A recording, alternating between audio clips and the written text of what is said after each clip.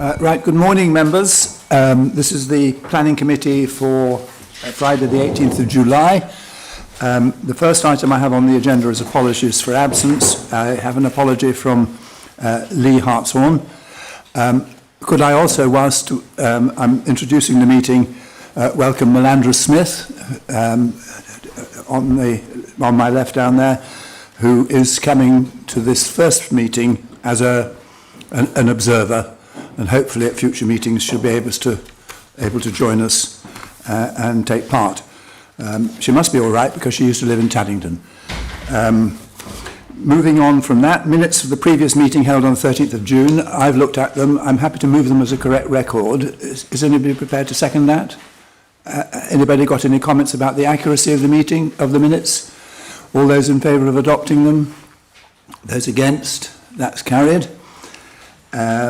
Public participation will occur as we go along.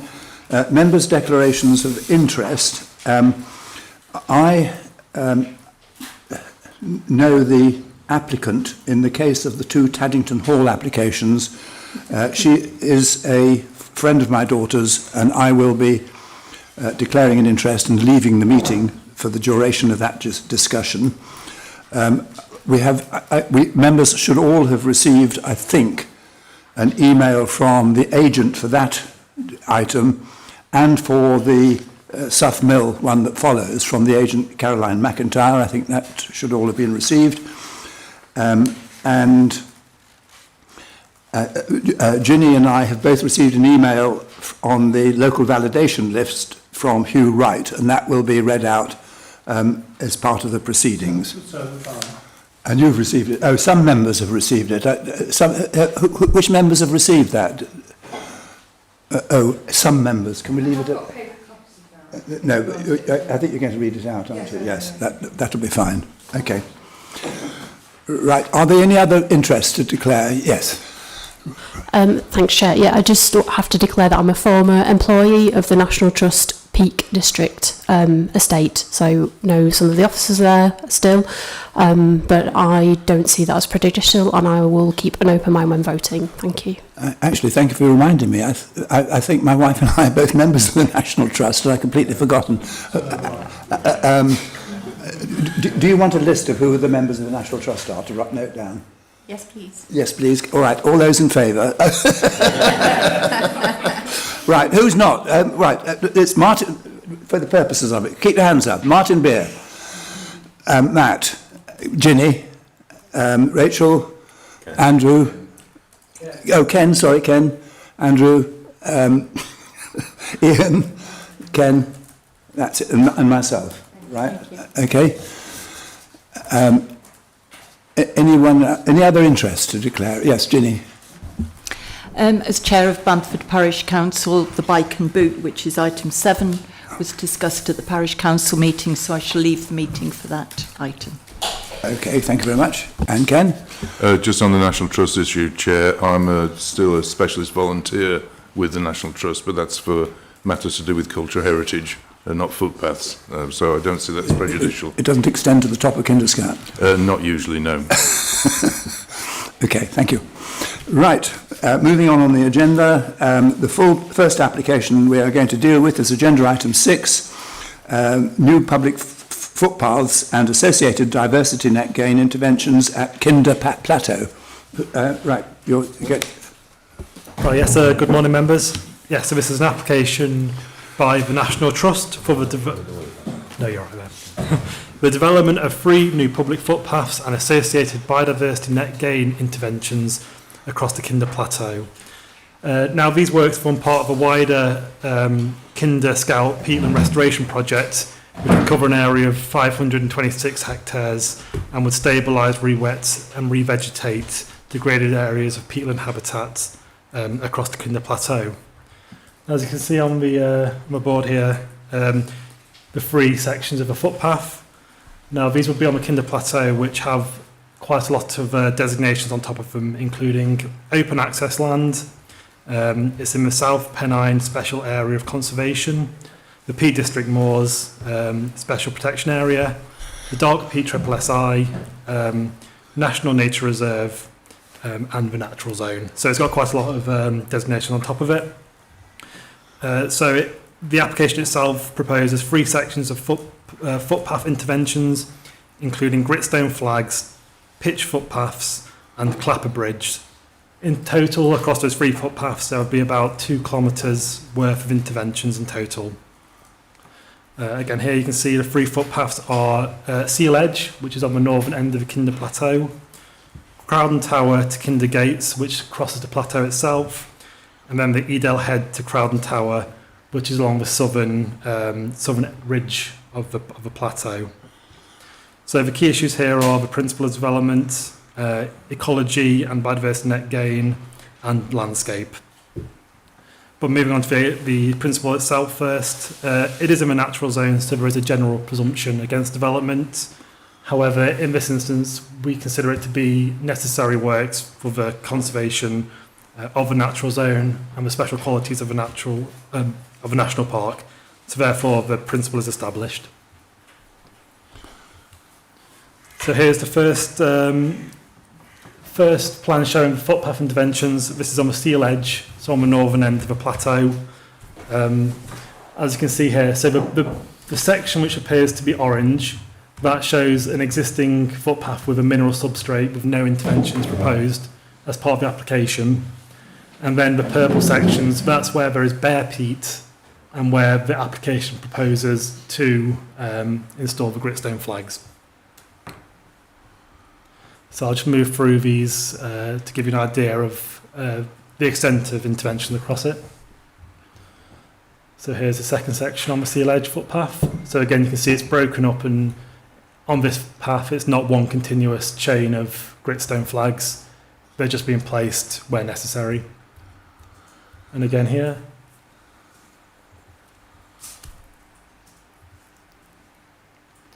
There you go, that's the Seal Edge one. So as you can see, the bulk of the interventions will be on the bare peat, which is eroded blanket bog. Okay. And moving on, so here is the section of footpath that crosses the plateau itself. So this footpath is 1.3 kilometres in total. And here on this one, you can see that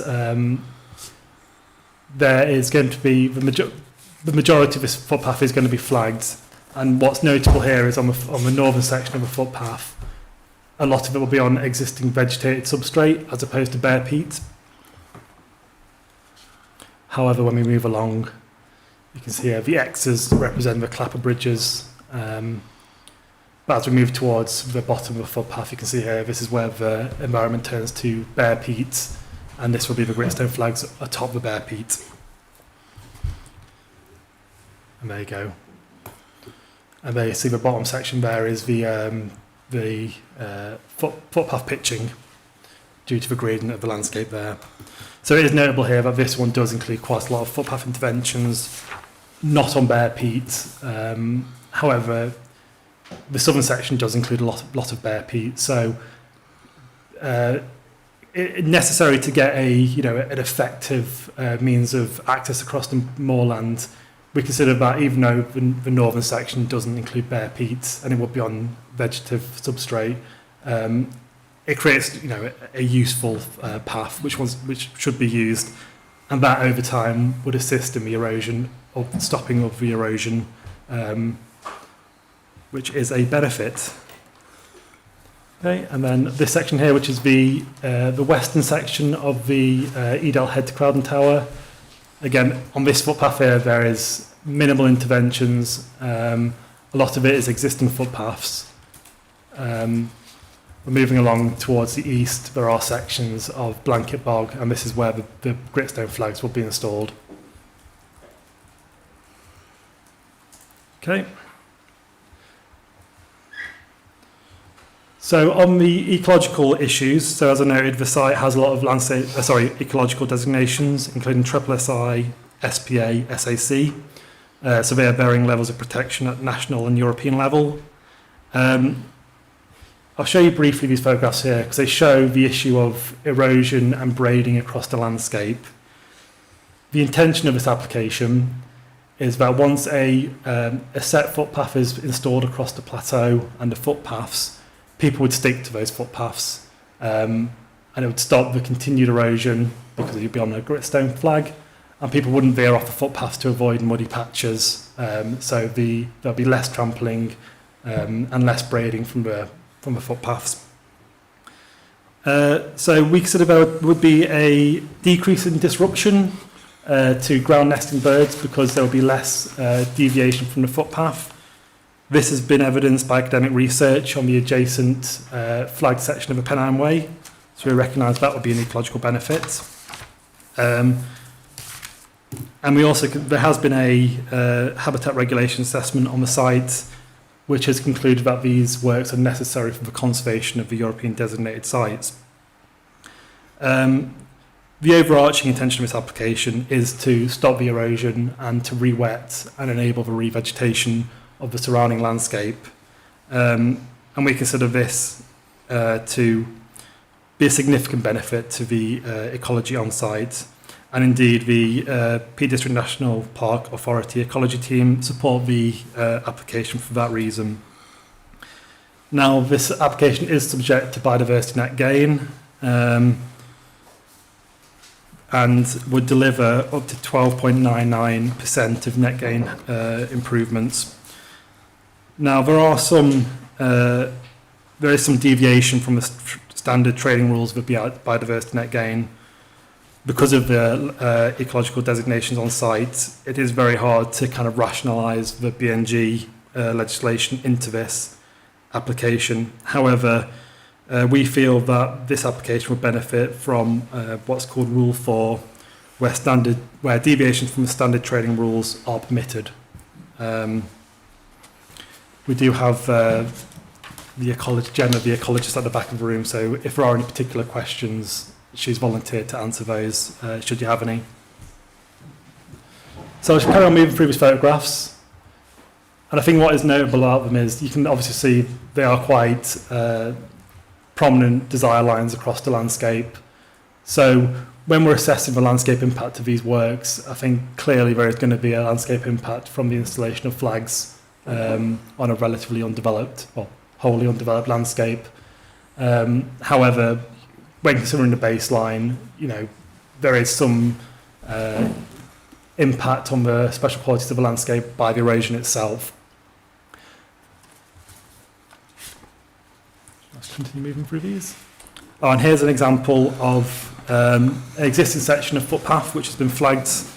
I cannot remember if this is on the Pennine Way or on the ridge. However, the intention is, it shows the general intention of the proposal. As you can see, the vegetation has grown to quite close up to the gritstone flags, and there is minimal erosion and trampling shown there. So this is a tried and tested method of restoration across the moorland landscapes, and it does assist in the revegetation of it. However, as you can also see, there is a landscape impact. So when in the wider planning balance, we recognise there is harm to the landscape. That will be mitigated as much as possible through the gritstone materials and, for the most part, laying of gritstone where it's only essential. However, we consider the benefits to the ecology and the ecological value of the plateau to outweigh the identified landscape harm. So we consider the application acceptable in all other regards, and we recommend it for approval, subject to the entry into a Section 106 agreement to secure the monitoring fees. Thank you. Thank you very much. We have one speaker, Mr. Owen.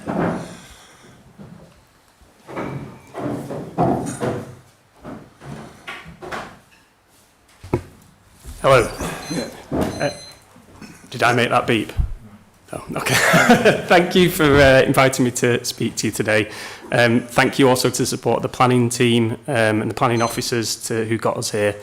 And thank you to the committee members for volunteering your time as well to hear us. My name's Phil Owen, and I lead the National Trust Peatland Restoration Programme in the Peak District. I wanted to start by talking a little bit about the recent history of Kinder Scout. Kinder Scout first came under the care of the National Trust in 1982. Back then, the moor didn't look like it does today. The moor you see today is a result of over 40 years of restoration of endangered priority habitat and carbon store. This footpath is a continuation of those restoration efforts. High and ever-increasing visitor numbers are damaging the moor. In the areas identified in the planning application, the vegetation can't cope with the amount of traffic that it's receiving. We know that when vegetation cover is lost on the moor, it doesn't heal itself. We know that when peat becomes exposed, gullies form and the rate of erosion increases over time. We know that eroding peat contributes towards climate change by releasing carbon. We also know that we can't fix this problem without footpaths. We've tried. So it's much cheaper and much easier for us to spread a bag of brash, lime, seed and fertiliser. But in the high footfall areas, this simply gets trodden to oblivion before the vegetation has a chance to establish. Providing a robust surface for people to walk on is the only way to protect the moorland in these areas. So why have we chosen a gritstone flag path? It's common in the landscape and can be found in many areas of the national park. It's geologically appropriate and it's proven to be an effective method of protecting the moor as the flags float on top of the peat rather than sinking in. We believe there'll be multiple benefits to this footpath, as well as enabling the surrounding vegetation to re-establish and protect the peat beneath it. It will improve access for those visiting the site and help them navigate across the plateau. It will support wildlife, particularly during bird nesting season, by concentrating traffic onto a smaller area. And it will help protect over 40 years worth of restoration work. In conclusion, the National Trust is an access organisation and we want people to come and enjoy the beauty of Kinder Scout. But we also have an obligation to protect it for nature and protect it for future generations. It's the view of the National Trust that installing this path is the crucial next step in the long history of restoration work on Kinder Scout. Thank you. Thank you very much. Right, members. Landscape and nature recovery is what we hear about, isn't it? And public use. Any members wish to contribute? Matt. Yeah, are these existing public rights of way, or are they desire lines on access land? Desire lines on access land. Can I just follow up on that, actually? Because I just caught it as people were talking earlier on. The development of 3 new public footpaths. Does that mean public rights of way, or does that mean private routes which people are allowed to use? Yes?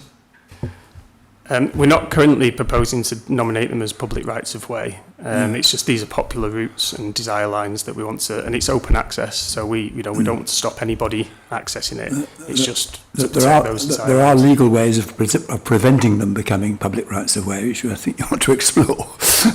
Okay. Right, members. Ken. Thank you, Chair. Yeah, I think I can see the dilemma that everyone is having National Trust in this context with balancing, maintaining the relative wilderness appeal and appearance of an area like Kinder Scout with dealing with and managing the impact that public access has. And it does seem to me that, on balance, this is a pragmatic solution to the problems that have been identified. That have been, and acknowledging that methods have been tried already to mitigate that impact, and that they haven't been successful, and that this is, I mean, in some ways, perhaps the nuclear option, but it does seem to me that it's an appropriate one. And in part, that's based on my relatively recent experience of walking from the A57 along the Pennine Way south to Edale, across an extensive flagged area, and just as the illustration that Will used in his final slide, exactly that has happened. It's a grassed area rather than a heather area that we were walking through, but nevertheless the vegetation had re-established itself up to the bounds of the flagstones. Thank you. The only downside, as far as I was concerned, was I'd stubbed my toe on one of those flags and I lost the toenail on my big toe, but hey, there's no gain without pain, I suppose. But I do think that this is an appropriate solution to an extensive problem that is inevitably being created by increased public access. So I'd support the recommendations, Chair. Are you moving it? I'll move it then, yes. Okay, thank you. I've got Matt next. I'll take a list. Hold on, Matt. I've got Bill, Kath. I've got Matt, Bill, Kath. Was there anybody else? No. Okay, Matt. I'm quite happy to second it, and I should probably declare an interest in this. So I'm delighted to see the pictures that I commissioned when I was doing this work still being used for these sort of applications. So that's great to see. I think it's worth recommending a path that I did near this on Cartletstones Ridge. The impact on the vegetation of where people were walking was about 200 metres on either side of the path. When we put down the flagstone path, that impact disappeared, and so the impact, this is absolutely a fantastic way of creating habitat for the birds, which are the basis for the special protection area. I think the National Trust should look at if they're delivering biodiversity net gain through this, on creating habitat banks on both sides of the paths that they're creating, because actually they could be creating habitat. It will come back very, very close to the path. So I'm completely supportive of it, and I'm delighted it's here. Right, thank you. Then I've got Bill.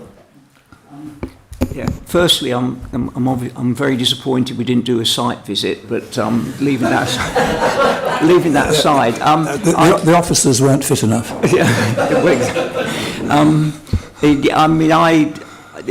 first went on over the Kinder Plateau when I was at school, so that's some years ago, and I've certainly seen changes, and I think just very briefly, historical background: due to industrial pollution, overgrazing and such like, the plateau became degraded, and I think over the years I've noticed, I've been on all those routes, particularly Kinder Gates across the plateau, south across the plateau. Obviously increased public usage, which has accelerated, has increased the erosion and damage, and I think added to all the good work that's been done to capture, and I think that's made a big difference, capture the carbon and the ponding and metal work and things. We shouldn't forget that that's going on. That's made it more difficult to get across the plateau. It's made it more boggy, and therefore the erosion's been more severe. So something like that will work in conjunction with all the good work that's going on. And yes, I agree that these linear routes, people will stay on them, and in fact there'll be a net gain to the ecology of the area as a result. So they are good schemes, and I think generally people accept that the end result looks good and is overall beneficial. Yeah. Thank you very much. Kath? Thank you, Chair. Living under the Stanton Moor site, which is full of footpaths and in an awful state, a lot of them, I totally agree with what is wanted here. I wish Stanton Moor also was under the National Trust and we'd probably get something done. But it's very sad to see the degradation of the paths just getting wider and wider, and the damage that is being done. So I would fully support this. Thank you. Thank you. Any other member wish to talk?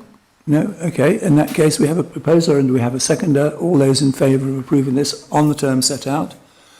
Anyone against? That is carried. Thank you very much, Mr. Owen.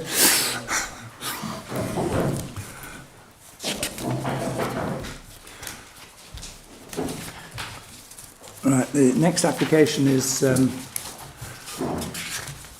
the hotel in Bamford, agenda item 7. Ginny Priestley is leaving the room for this discussion. Right, are you dealing with this as well? Thank you. Okay, yeah, so this is a Section 73 application for the variation of Condition 6 on application NP HPK 0719 0820 at the Bike and Boot Hotel. I'm sure you know where the Bike and Boot is, but it's between Bamford and Hope on the northern side of the A6187. It's a 60-bed hotel, and it opened several years ago in 2023. So when it was approved in 2020, the Highway Authority requested a condition which was worded as the following. A scheme for the provision of a safe crossing point over the A6187 and improved public transport facilities have been fully implemented in accordance with a detailed plan, which shall be first submitted to and approved in writing by the National Park Authority. Now, the hotel opened in 2023 before this condition was discharged, and they're therefore in breach of this condition. Now, as you can see on this plan, the original submitted plan showed a pedestrian refuge area in the middle of the road.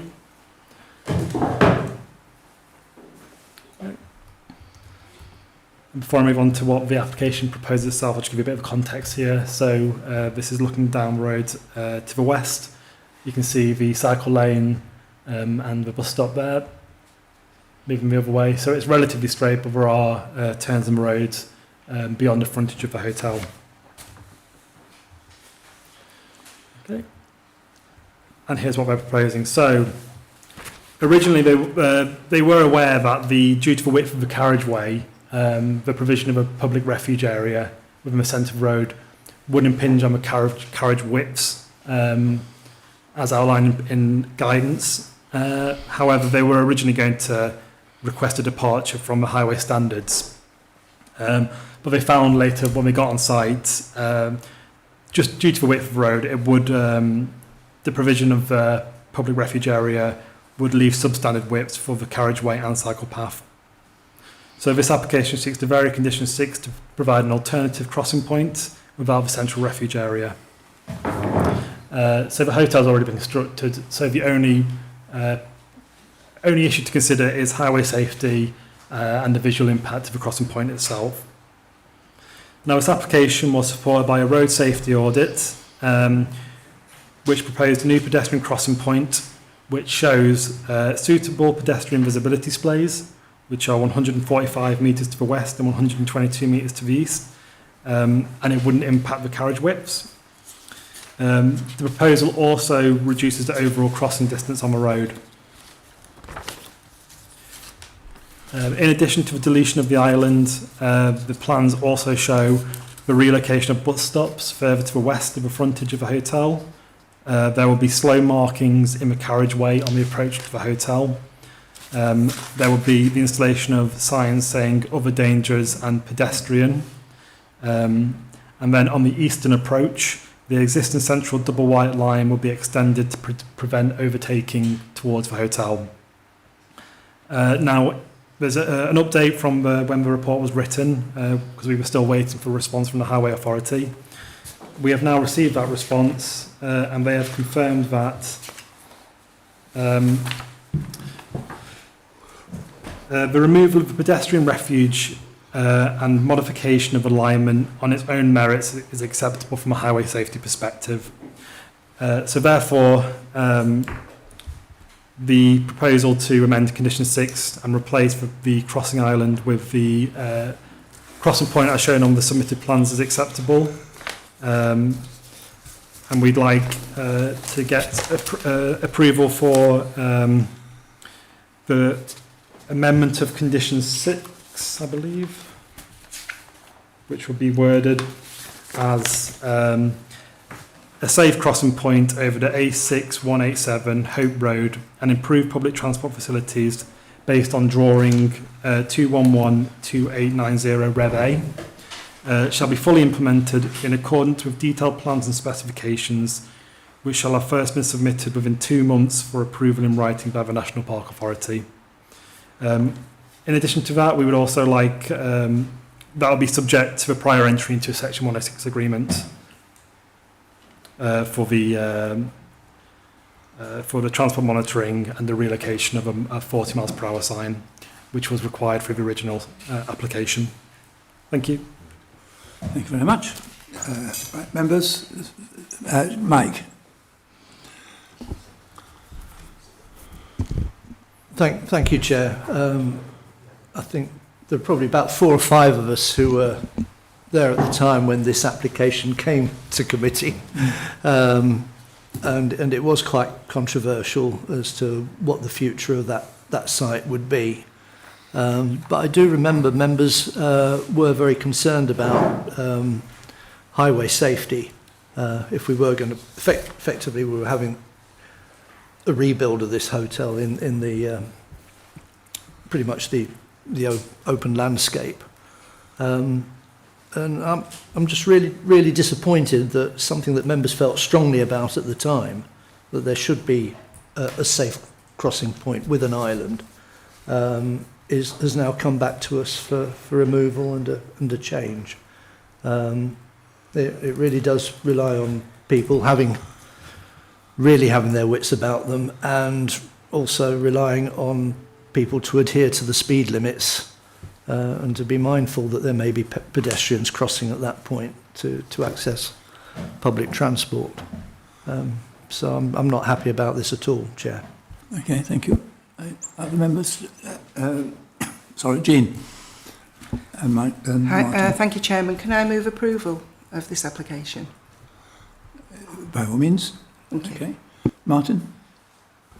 Right, there's a road which I drive quite often, as is one of our routes into Sheffield. The traffic is quite fast. I think it's still 50 miles an hour at this point. It goes down to 40 miles an hour, and I think I could see the signs for the 40 mile an hour start. It is the road is fast. The bus stop is probably not as well sited as it could be. Well, I'm slightly worried about an island without the road being widened at this point, because it is used quite a lot by the quarry lorries, the cement lorries, going out in this direction.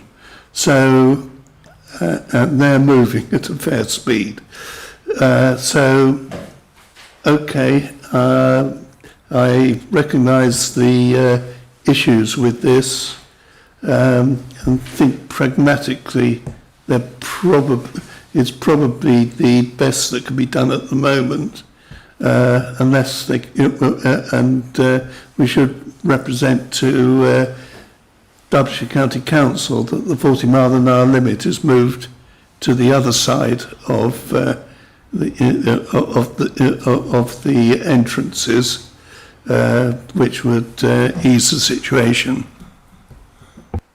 Okay, thank you. Yes, would you like to come back to this? Yeah, so the Section 106 agreement, which was signed when the application was approved, as part of that, the developer had to pay a contribution. As part of that would be removing of the 40 miles per hour sign further west before the hotel. So that would be something which the Section 106 agreement requires. And there's also, I didn't explain on the plans, but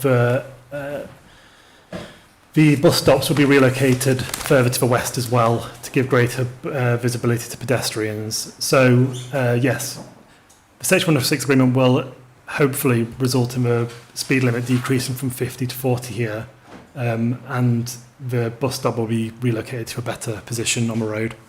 Okay.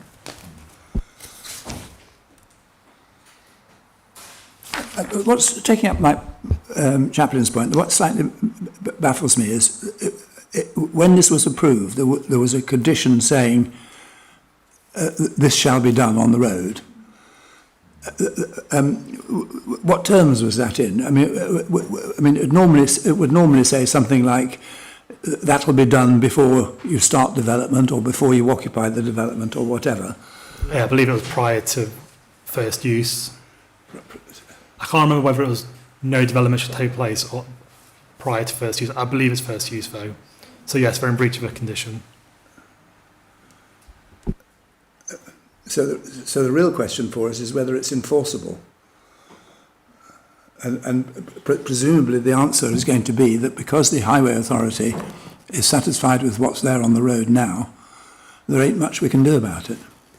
They're not satisfied with how it is now, but they are satisfied with the submitted plans. Yes, So, well, that's what I meant. Yes, Yes. okay. I don't think we've got much option, Mike. Sorry. Right, Bill?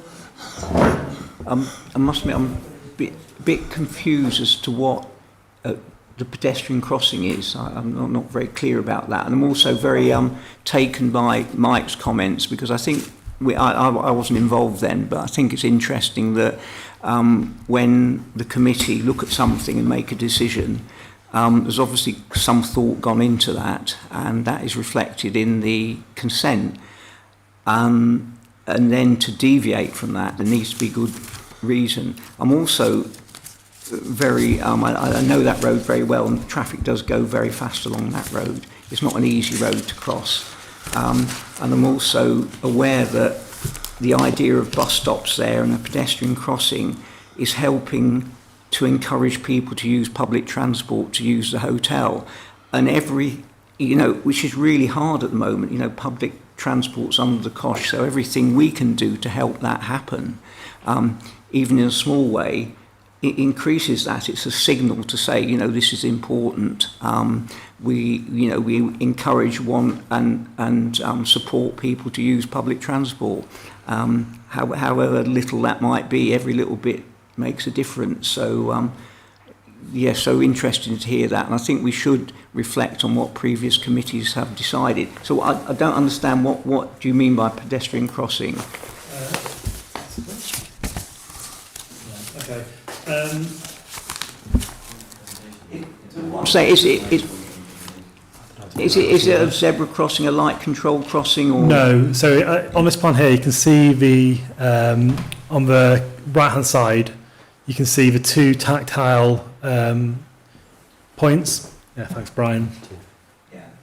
So that's where the curb would be dropped. There'll be tactile pavement, and that's where the crossing will be. There won't be any lights or road markings to indicate that. It would just be the drop curb. So there's nothing to support people crossing the road? Well, there would be the double white lines. Right. I understand drop curb, so it's just drop curb, so that enables people to get onto the road, but doesn't help them get across it. Right, okay, get that. It's not really pedestrian crossing, is it? No. I'm just be absolutely clear, which is what I thought. I don't think you can call it a pedestrian crossing if there's nothing there to assist people to get across. I'd just add that it's also trying to follow guidance in our supplementary planning document for transport infrastructure, which does try to strike that balance between working with the highway authorities on highway safety, but taking as minimal approach to infrastructure and clutter and lighting in these open settings as possible. So it is a reduced provision in that respect. Yeah. Right, I've got Ken Richardson, then I think I've got Ken Smith, and then Rachel. Ken Richardson. Yeah, I just noticed in recommendation conditions, condition 3 is virtually what they've now wanting to change from before. So they didn't comply with that one, so what makes them comply with this one?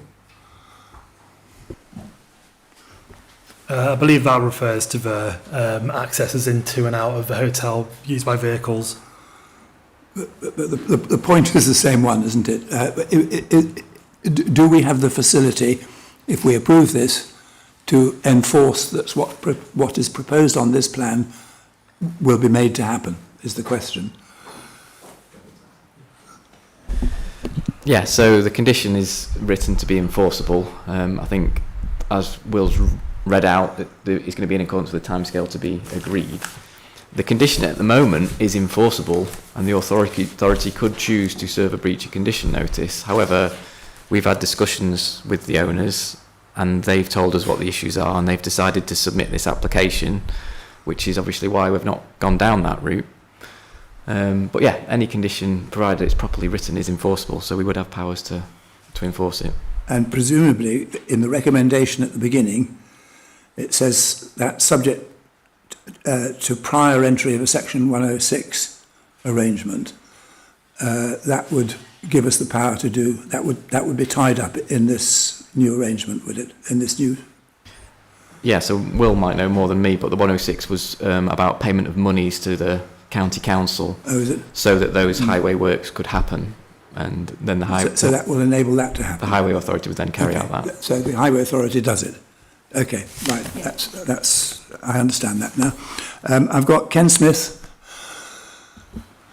Thank you, Chair. I share members' disappointment that what was approved initially hasn't been achieved. But I think, as you said earlier, as the Highway Authority is comfortable with what's being proposed, I don't think we have much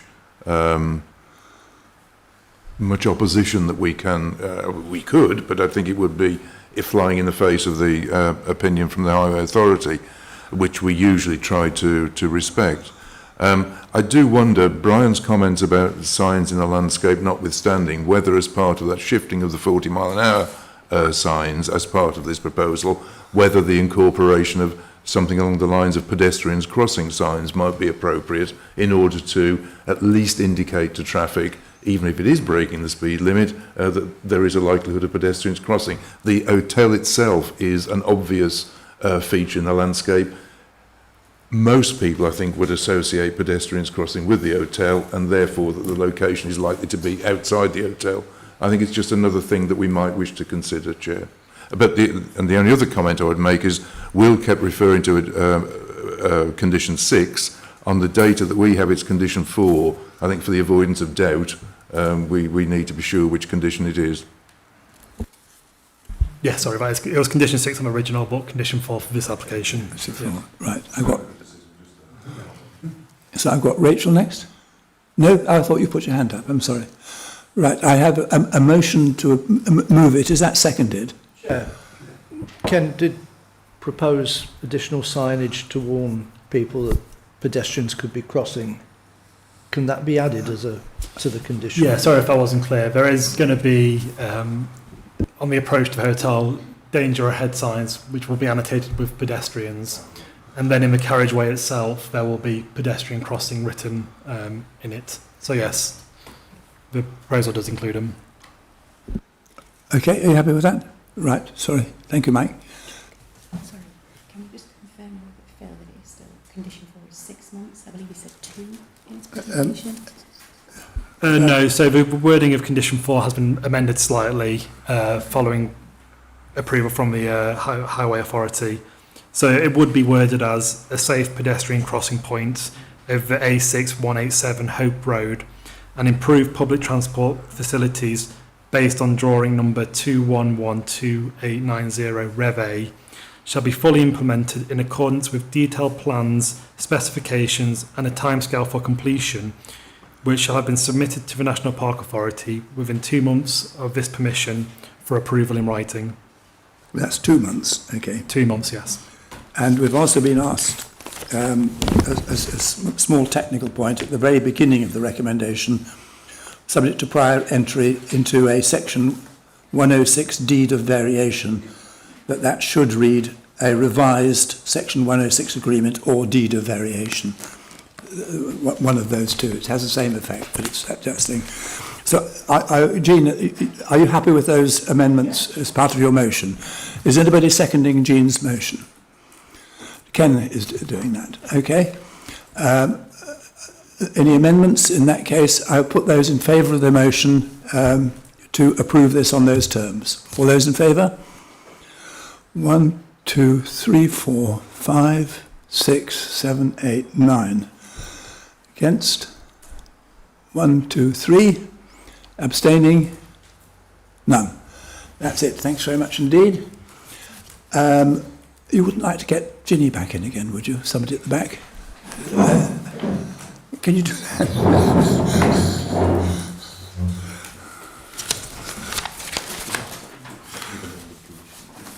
Right, the next item on the agenda, we are 5 minutes early, but I think there's no problem with that at the moment,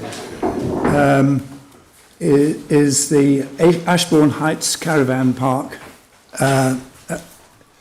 agenda item 8. Right, John, you're dealing with this.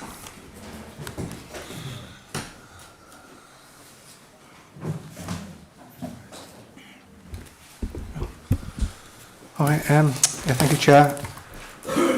Yes, this application seeks permission for the proposed siting of static caravans on land currently used for touring caravans and a reconfiguration of an existing play area at Ashbourne Heights Caravan Park, Ashbourne Road. Application is recommended for approval and it's been referred to committee as the proposal is considered to be a departure from the local plan. Okay, so I'll move on to the slides. So you can see the location plan on the first slide. The site is an established caravan and holiday park. It's located to the west of the A515 and approximately 700 metres north of Penny Bentley. Yeah, just down this way. The site is accessed from the A515 and crosses over the Tiskington Trail, which is this curve here. I can't see much.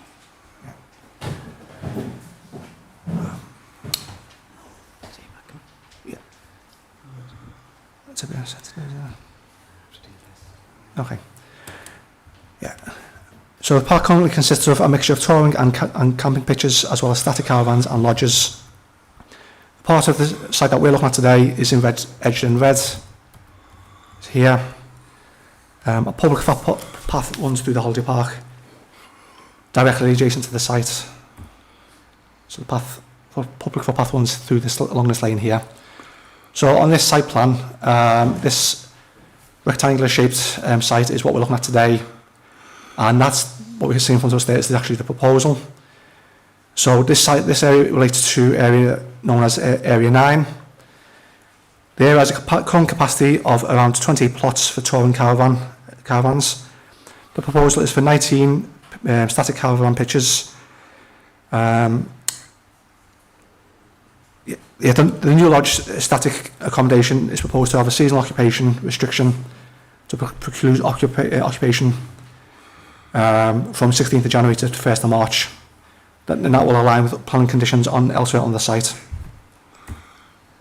Now this shows the block plan with the reduced and relocated play area up to the northern edge here, and also relocated car parking, which is currently here. It's going to be moved around here.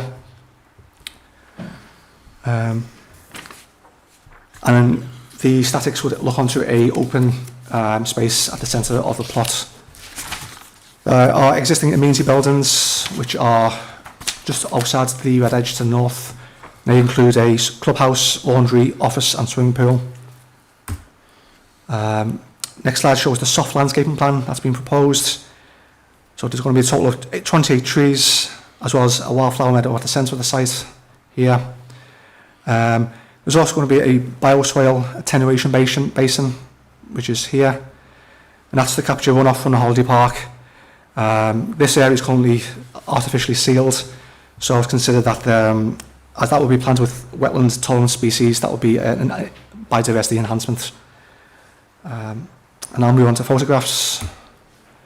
So this is the entrance to the site. It's the holiday park itself. Now we've come past into the entrance, we've entered the park, and the site that we're considering is just beyond these, just here basically. We'll see a closer photograph now. So now we've reached the site, it's directly on our left.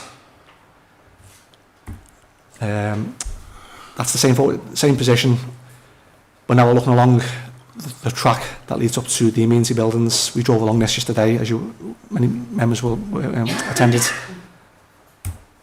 Now this is on the opposite side of the site, so we're looking back towards the lane that goes through the site. You can see the play area. We see the high hedging that frames the edge of this plot, which, as I say, is for touring caravans. It was empty on this photograph. It was empty mostly yesterday. Obviously, that can change when it's occupied. And now at the top end of the plot, looking south, so we're not much closer to the amenity buildings at this point. And again, from the site access roads, looking back down, this is where the minibus park just here in the car parking areas You can see the play area there in the foreground. And yeah, I think it's the final photographs. So you can see the clubhouse building here, a few sales units here. I think the sales centre that we saw, some people saw yesterday anyway, is this building, this ridge building here. So I'll just summarise officers' positions, which is we are recommending approval. We acknowledge this considered to be a departure from policy RT3, which does state that static caravans are not permitted.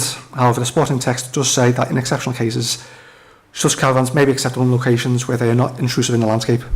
This case is deemed to be one such exception, with the site set back some distance from the nearest highway, while benefiting from significant screening. Moreover, there will be a number of enhancements if the application was approved, which include allowing the authority control over the colour and appearance of the units, which we don't currently have over the touring caravans. There will also be additional planting, which I've touched on, as well as the attenuation basin. And that will provide additional screening in terms of the 28 trees. And there's also be a condition imposed to do with further woodland management. There's obviously a significant bank of trees. Go back to here. So overall, despite the departure, we don't consider there sufficient harm, and with the enhancements, we believe that it's sufficient to be recommended for approval.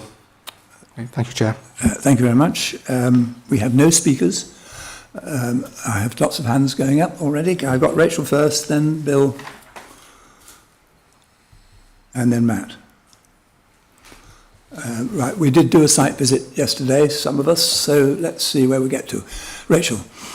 Yeah, thank you. In section 19 of the report, it says, BNG is not deemed to be significant, so it is considered uplift may be secured by condition of the soft landscaping plan and a management plan.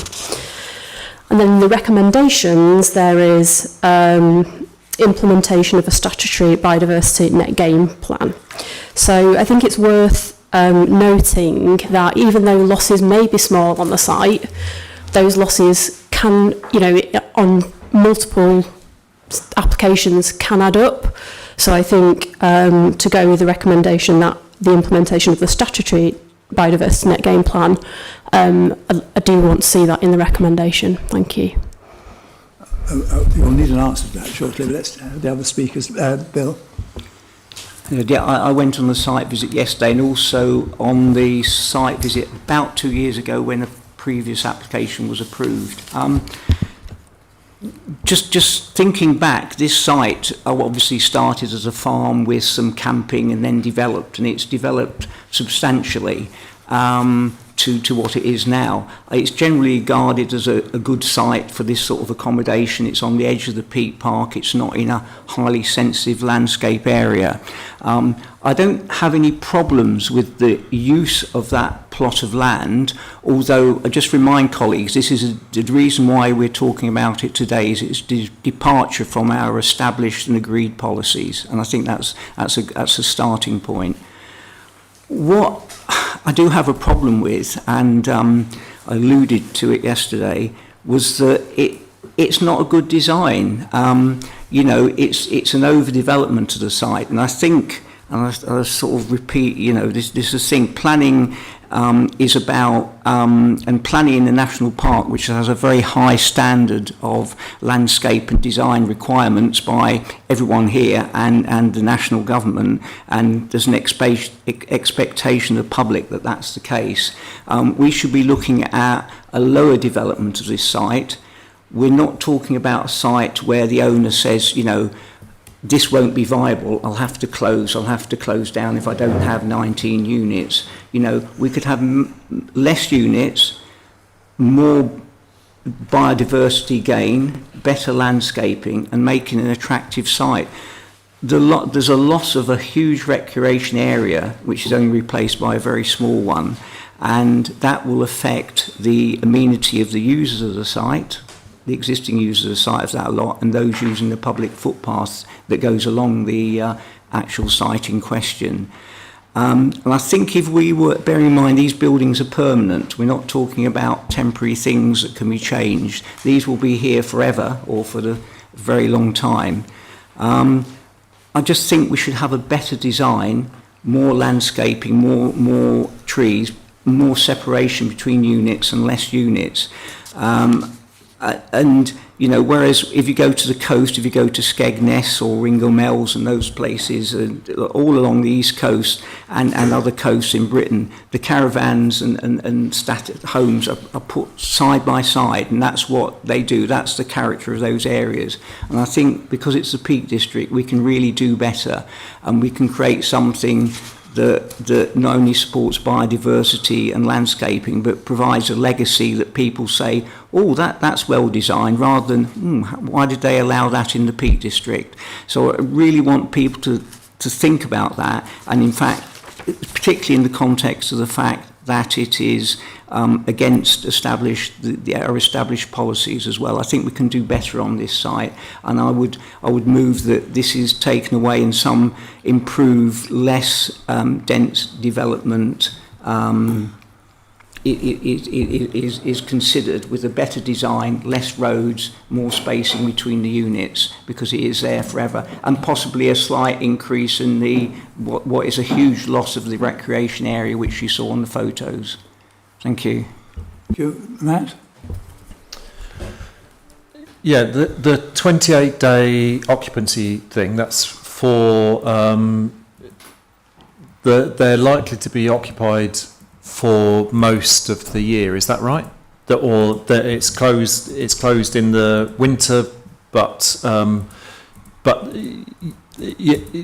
does the site own the units, or we had this thing at the one at Ashbourne, the one at yes, where does the site own the units and let them out on a week by week basis, which would mean that you could have a lot of people in there over the year, or are they likely to be caravans that somebody owns and is in there for 20, which would mean that there's a long period of time where the accommodation can't be used because it's not being used by because we do have a shortage of holiday accommodation within the national park, and one of the things that we want to do at Derbyshire Dales is make sure that people stay in the park if they can, recognising that holiday homes are problematic, and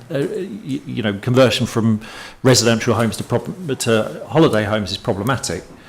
If this is what happens with this, is that effectively what you've got is a whole estate of second homes, that's unlikely to reduce the pressure on existing buildings. So it would be good to know whether, how is this going to be contributing to the amount of available accommodation within the national park or not? Right. Who wants to deal with that? Right, you've got Rachel's point, Bill's point, and that point. I don't know the answer to who will own it, and that normally isn't a planning consideration from our point of view. And when we're dealing with conversions or any sort of holiday accommodation, we don't normally ask the question, who's going to operate this, how often is it going to be occupied? And we don't really have a policy basis to insist on a particular model. All our policy says is that for the development to be considered as a type of holiday accommodation, occupancy has to be restricted to 28 days per individual. So that's what we're concerned about from a planning point of view, is to make sure they don't become a permanent home. So it is possible that someone could choose, if that was the business model, someone could buy a caravan and then only occupy it for 28 days. That's a possibility. Whether someone would choose to do that, I don't know. Obviously, they might have family staying in it. But the policy driver for us is to control it to holiday occupancy, and that's why they've got the 28 days. But we can't normally control the business model or who owns it. That's outside of our realm normally. Come back to yes.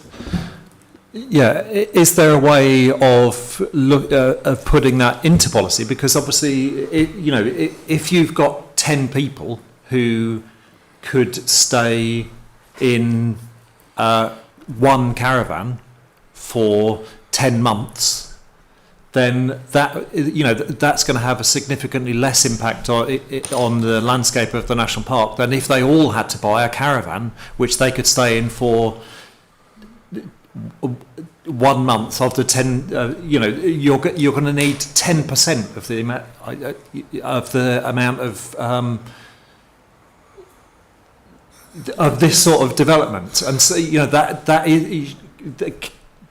that must be possible to put into policy, because that, you know, that is what restricts development, and that is what increases the price and causes the that is what causes the loss of actual homes in the national park because of those sort of restrictions. Yeah, I would just say, I mean, the scope for this kind of development is very low. There's only 1 or 2 sites like this. We've explored the New Haven site quite close by, and this one. And the policy is actually really clear. You know, we're not permitting new parts of the landscape for this kind of development. It's not part of the accommodation strategy, if you like. These are very much exceptions, they're long-standing, and we're regarding them in that light. I think it's a takeaway point, you know, to actually explore when we look at the local plan work, because I'm conscious that there are some holiday parks that almost flip that around, don't they? And they're not just 28 days in the year, they actually allow much longer than that.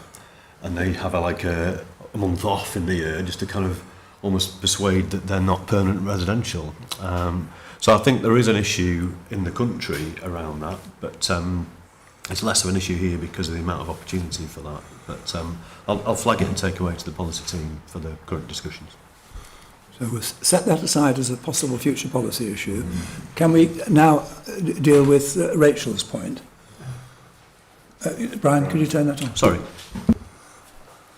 Sorry, could you just recap your points on the B&G, just at the start? Yeah, so essentially what I was saying is that the PDMPA ecology team have said that it's not, you know, it's a small site, therefore the loss isn't significant, therefore it doesn't need to be dealt with through a statutory implementation. And then in the recommendations it says it does need a statutory implementation, and I just wanted to give my support for the recommendation, because what I don't want to see is if you've got multiple small applications with small biodiversity loss, that adds up, you know, as a collective over time. So we need to ensure that that doesn't happen, and therefore I do think that it needs to be considered and included in a statutory way, as per the recommendation. Yes, no, thank you. I'll just clarify in terms of the ecology's position is that there will be a 10% gain on the site, and the condition is to secure that. When you refer to not significant, basically they make an assessment whether an uplift is significant based on the value, biodiversity value of that site as it is, or whether it's not significant. If it's not significant, it does not mean that we're still not going to gain secure an uplift. The difference is when it is deemed to be significant, we have to have a lot more. We have to have basically monitoring for 30 years, and that means that additional conditions need to be imposed. So the ecology's position is that overall they want to see a condition put on there to secure the 10% gain. They just don't want the additional conditions to have additional monitoring because they don't believe the site has significant ecological value. So that condition that's been put in the recommendations will be carried through and enforced. I know it's a little bit of a minefield, B&G, so I hope that's clear enough. But I can. Do you want to come back on that, Rachel, at all? Well, only to say it says in the recommendation. Sorry, I've moved on from the page. Sorry, just give me a sec. So it says the implementation of a statutory biodiversity net gain plan. So I think we just need to. I'm supportive of that being included, which may include 30 years of monitoring. In terms of 30 years of monitoring, I said that assessment needs to be made by our ecologists, and they said in this case we cannot justify a 30-year condition, but it does justify the standard B&G condition to gain that 10%. and that's how it's been written. And yeah, the expectation is that that will be delivered. I mean, the site as it is deemed to be relatively low biodiversity. So the gain to get that 10% uplift, the 28 trees, the bioswale attenuation basin is deemed more than enough to secure that gain. Once that's done, the 30-year monitoring is just deemed unnecessary because it's not a significant biodiversity site. I'm saying tripping over my terms here, but yeah, I don't want to add anything, Adam. No. Okay, let's go back to Bill's point. Sorry. Then I'll do Ken next. Yeah, in terms of the amenity, I appreciate this was discussed on site. What I would say is planning conditions relating to these sort of developments, really, they are deemed to be limited to land use and external effects. The internal layouts, internal amenity spaces, that is largely covered under the site licence. So we need to be careful to make sure we're not overlapping really.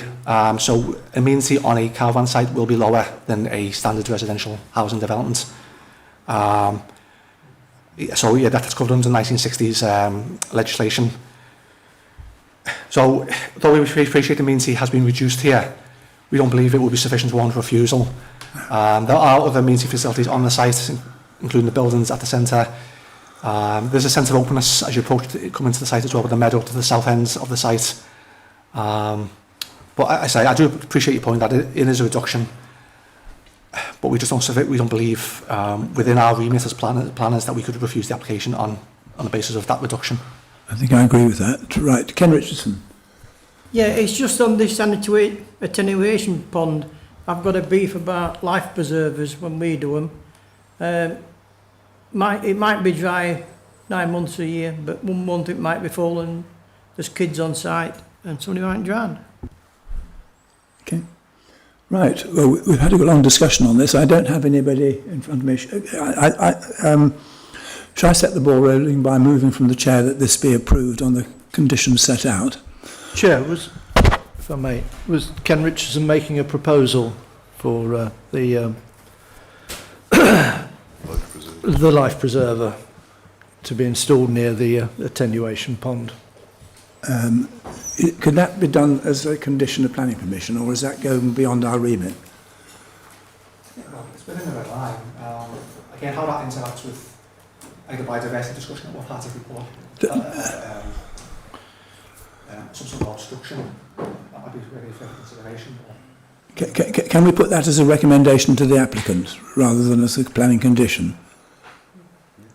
That is an informative. Yeah, could we do it that way around? Would you be happy with that, Ken? Okay. So, well, just to get the thing moving, I will move from the chair that this be approved. That's seconded. Has any member got any amendments to put to that? On that basis, all those in favour say aye. 1, 2, 3, 4, 5, 6, 7, 8, 9, 9. 10, use it, 10? 10. Okay, 10. Those against? 2. Those abstaining? 1. Okay, that is carried. We're now at 11:05. The next item is due at 11:15. Would members like a short break? Should we... Well, is 5 minutes enough? Or 5 minutes. So reconvene at 11:05 when Ginny will be in the chair and I will be next door. 11:15. What did I just say? Oh, sorry, 11:15. I meant in 5 minutes' time, yes.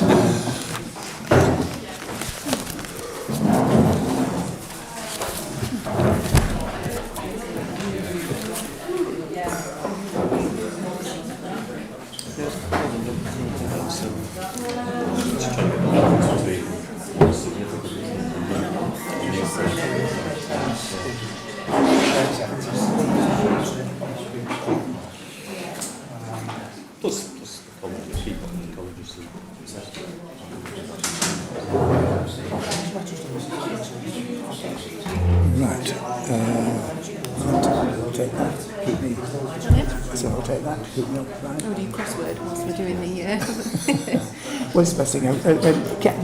Telling me that I had to have this during the team meeting. Oh yeah, have you got it sorted now? Well, I can get into it. Well, I got into the last team meeting, okay, but I still had problems before that. But I suddenly realised I could put the Daily Telegraph on it, so... Every cloud.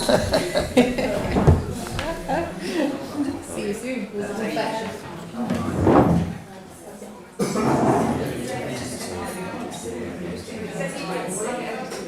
It's alright, as long as it gets. We're still recording, just so you know. Okay.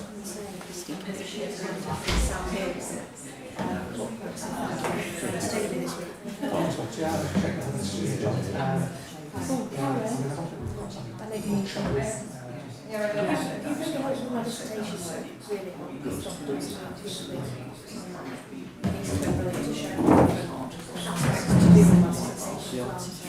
If I'm not really caught up, if you needed more another interview or anything like that. Yeah.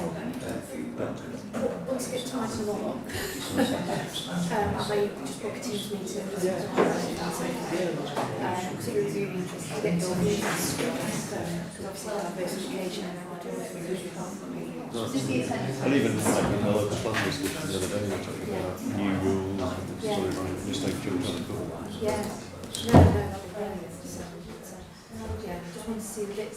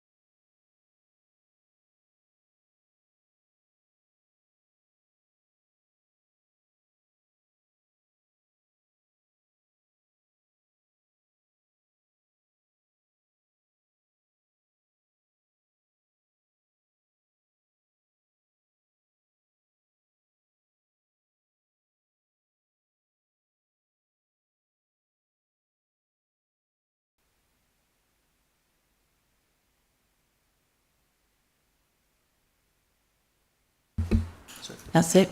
Thank you, members. I think we're all back now. Right, we have our next application, which is full application for change of use of ground and lower ground floors of barn at Taddington Hall. So, I think John's taking this. Oh, thank you. Okay, I'll read the full description when we want. So, application seeks permission for the change of use of the ground and lower ground floors of barn to create dwelling with ancillary accommodation / body let, internal and external works, creation of parking, works of hard and soft landscaping, and creation of access, along with associated installation of a loft at Taddington Hall. The application has been referred to committee as 4 letters of support have been received, which are contrary to officer recommendation of refusal. Furthermore, earlier this week, the Parish Council submitted additional comments in which they made clear their support for the proposal. And the grant they gave was the reuse of the building would bring a younger family into the village. The annex would allow family support across generations, and the overall aim to reuse underused buildings should be supported. So, first slide shows the site location plan. So the site is ancillary building to Taddington Hall. So again, you can see this is the hall along the red.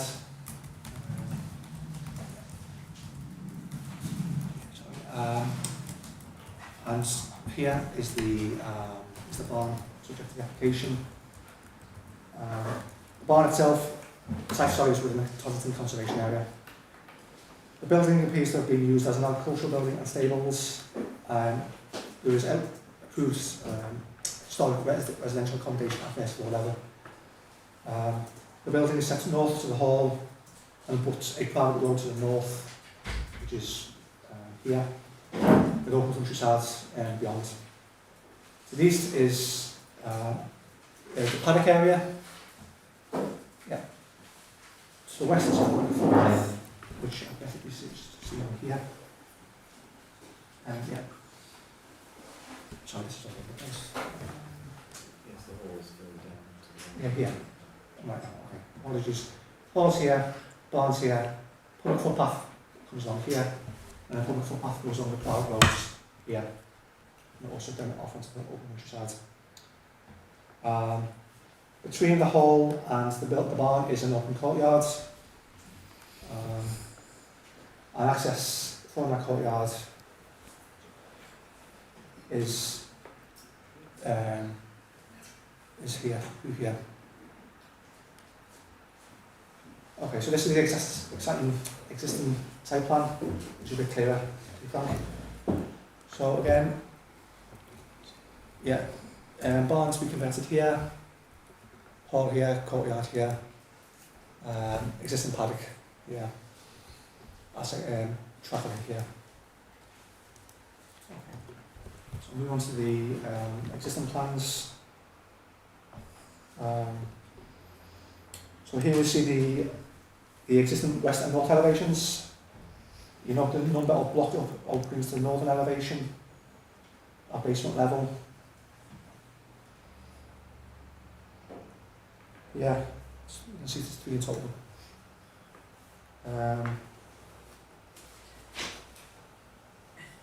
And yeah, so the north elevation is the one that's adjacent to the track.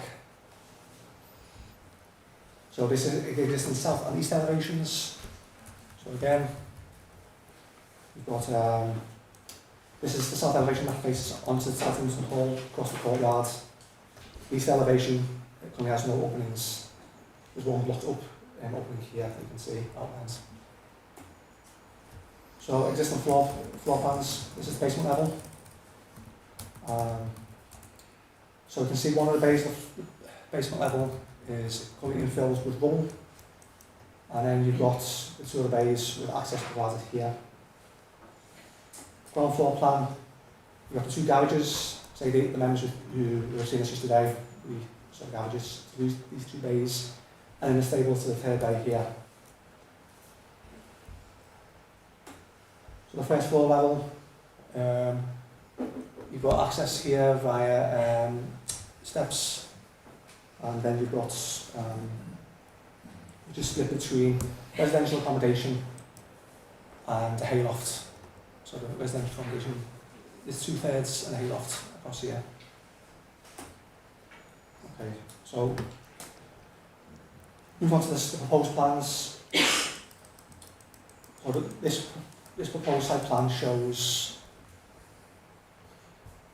the paddock area, which is to be used as a mix of wildflower meadow with access here and parking and bin storage. So bin storage here, parking here, additional space here. And then to the rear of the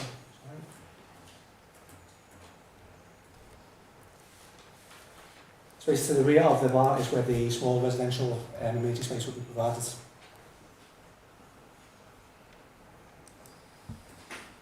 move on to the elevations. So south and east. The south effectively is the front elevation. So note to change the ground floor garage doors to replace with a mix of glazing and timber framing.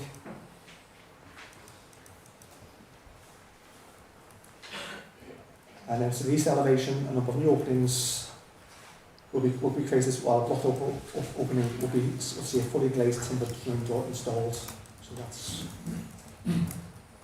that one there, new window here, this window here. And the north and west elevations, north left untouched. The west will be untouched. The north would again have new windows at basement level, one here and one here, and then a mix of timber and glazing to the car opening here. You go to the sectional drawings, just to illustrate how the spaces would operate. So you've got basement level, you've then got a void here. So this is the south side, so over the courtyard. You have a void down to the basement level. Obviously then you've got the some bedrooms on the first floor. This is another sectional drawing. So again, basement level, ground floor, and first floor level. It's clear at the floor plans. So this is the basement floor plan. You've got the annex / holiday let, the guest bedroom, which can then be connected through to the living room here, and the home office to serve the main dwelling.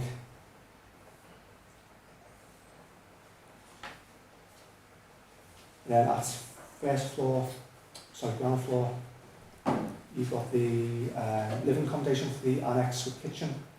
You also have a dining room and kitchen to serve the main dwelling. And there's the voids again I referred to.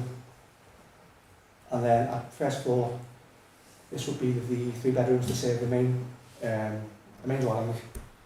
Here you can see the new eastern window, which will serve the master bedroom.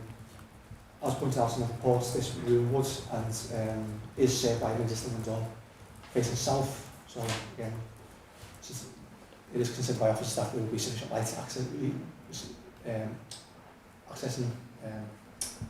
into that room, as well as 2 additional roof lights. So yeah, the south window here, 2 roof lights here. And then this is the back loft that will be installed on the hall itself. This is negotiated during the application. Officers consider that the changes to the hall are so minimal, it's not really affected setting, its significance, and obviously there will be mitigation for the potential harm to roosts of the conversion of the barn itself. So to provide mitigation, this was the compromise that was arrived at. We want to photographs. Hopefully I don't have to move my mouse so much now. So this is the south front elevation. You can see the garage openings, the centre of the photograph there, and then to the right would be the stables. This is the courtyard area. You see the hall just to the left of centre, and then the access to the main road going through the middle of Taddington for the central left photograph. Now we can see, again we're still looking at the south elevation, but we're looking towards the paddock area. You can see there's a sort of a storage area to the right, which abuts an outbuilding, I say, Taddington Hall, that would be put aside for car parking and bin storage. This is a close-up view of that. This is the east gable, which again, which is a blank gable as it currently stands. This is the access to the paddock area. So you would have the access improved to allow vehicle access to pass through the centre, and then you have the parking to the edge of the paddock area and up against the building itself. So the wildlife meadow will be either side of the track. This is the northern elevation.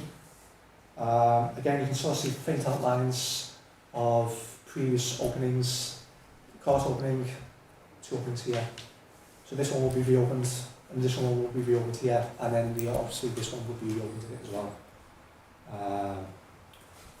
So a few photos of the interior space. This is the first floor, which as I say has a use for residential already. This is the stables, bottom left, left photograph. This is the ground floor photographs. Again, ground floor, you can see the garage in there. Yeah, they're the photographs. So, to summarise, it is considered that the proposed alteration to the east, particularly, but also the south and north elevations, would cumulatively result in halving the significance of this heritage listed building, would unduly domesticate the character and appearance of the building and harm the setting of the bridge to listed Taddington Hall. While these additional changes would be desirable to the applicants, and we appreciate their reasoning, we believe the alterations are not necessary to facilitate the conversion of this building, which is in ultimately a good state of repair. It is not structurally unsound, and these additional changes are not required to achieve the conservation of the building, and so the harm identified would not be outweighed by public benefits. Therefore, it's recommended for refusal. Thank you. Thank you, John. So the presentation was for items 9 and 10 on the agenda. We will vote for these separately, but the presentation has covered both those. Now we have 3 speakers. We have an additional speaker to what you've been advised. So we have Caroline McIntyre and Caroline Smith, the applicant. Sorry. Yes, which one would... Okay.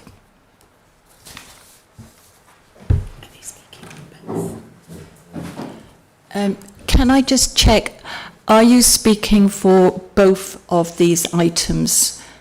So we've got 3 minutes for one item and then 3 minutes for the other. Together? Yeah.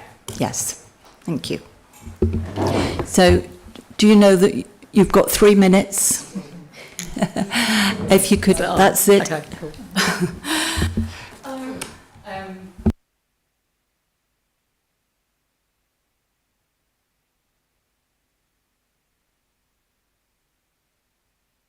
Can you press the button again? Yeah. That's it. There we go. Thank you. Temperament. Shall I? That's it. Yeah.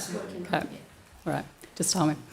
So yeah, I am the applicant. Taddington Hall has been owned and occupied by several generations of my family for the last 50 years.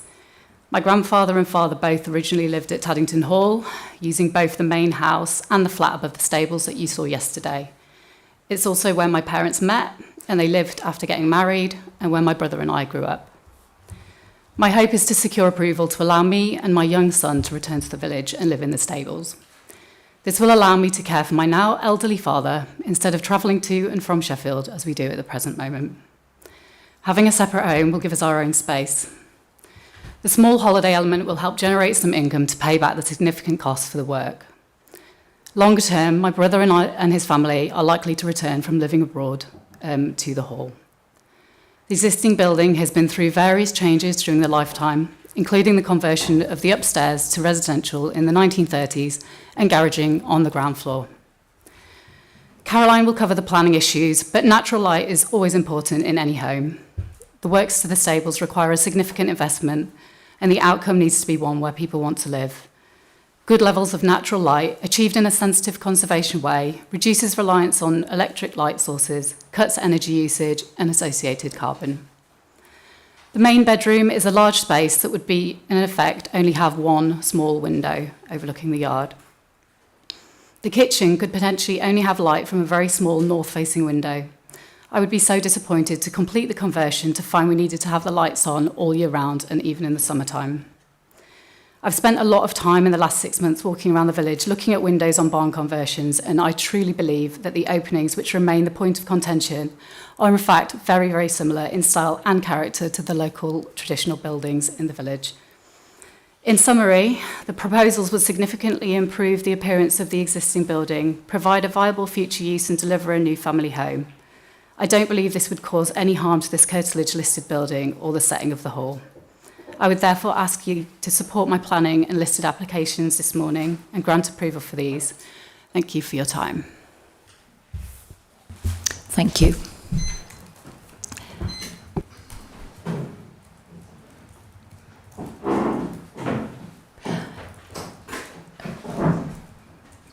If you'd like to start whenever you're ready. Thanks. We've worked with the officers over the last 7 months on the proposals, amending the scheme at each request to address the officers' comments. The focus has been on responding to requests to improve the appearance of the building, for example, adding in more traditional openings in place of the garage doors. We're now at a point where the layout, the landscape and the access and the majority of the external changes are agreed, and we've worked with the existing spaces to create rooms which accord with the requirements of other regulations as well, such as building regulations. There are only 2 areas of disagreement, both of which relate to windows. The first is the opening of 2 existing block windows on the north rear elevation. These are small in size and a strong solid to void ratio would still be retained. The other area is a gable. A glazed rather than solid door on the gable is proposed to be reopened. This is a key potential source of light to the kitchen and would be screened by the adjacent wall. Views of this will be limited. The last point of disagreement is the insertion of a new opening in the gable. This is the only new opening in the whole building, and as Christina mentioned, there are plenty of examples of traditional barns in Taddington with similar windows on gables. This is therefore a vernacular feature of barns within the area, and we consider this is an appropriate alteration. In the context of the whole scheme, the new window is a minor change, and the overall scheme has a public benefit of securing a future use for the building and providing a new family home. We therefore ask that you support the application proposals before you this morning and grant approval for them. Thank you. Thank you. Did you want to continue with any more? Have you said everything you wanted to say? No, I've said everything. I don't think there's anything more than just around the windows. So, yeah, I'm all good. Thank you. Do you want to stay there, Caroline, just in case we get some queries? Right. So I've got Bill first, and then Rachel, and Andrew, and Kath. Do you want to start, Bill? Yeah. So a lot of this is to do with the high solid to void that is in very old historic buildings, and I understand that. But I think, and it's perhaps something that the local plan can address, I think we've got to understand that modern day living, if that's a good expression, demands certain reasonable expectations of light. And I think the applicants have produced a very good scheme on what, without, I don't want to, it's an unremarkable building. It is not an outstanding historical building. So, Bill,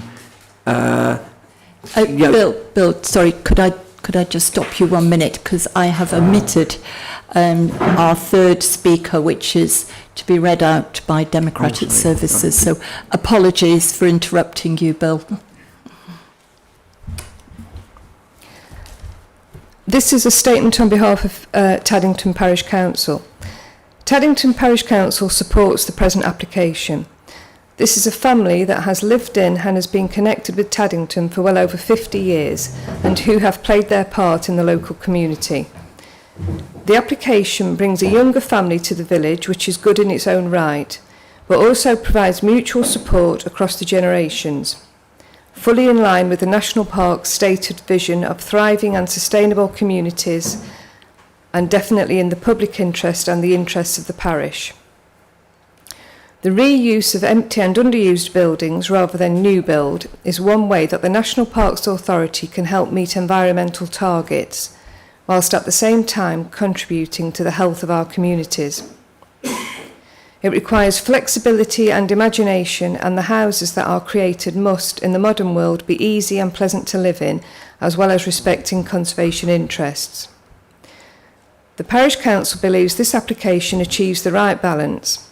Detailed design can always be sorted once the principle is agreed. Thank you. Thank you. Apologies for that, Bill. Would you like to continue? I get a chance to repeat it all now. No, I won't. Sorry. I think, there's this historic building. So I'm going to use a ridiculous example. The Tower of London started off as a mound, a Norman mound or something. It's been repeatedly changed, and we've got what we've got today, which is hopefully a much-loved monument, and I'm sure there's better examples. But buildings do change, and I think, the applicants have produced what is a semi-derelict, deteriorating building, have produced a good scheme. They want reasonable light, they want reasonable living conditions. And I think, there are occasions when that overrides the perhaps slavish keeping to, what was existing, what was built many years ago. So I would support this application with one proviso. The only thing that I thought spoilt it for me, and I'm thinking about the national park, I'm thinking about the landscape, is the parking arrangements. Now, I would propose personally 2 alterations. One, the drive goes to the back of the house. That introduces a new access effectively to that unit.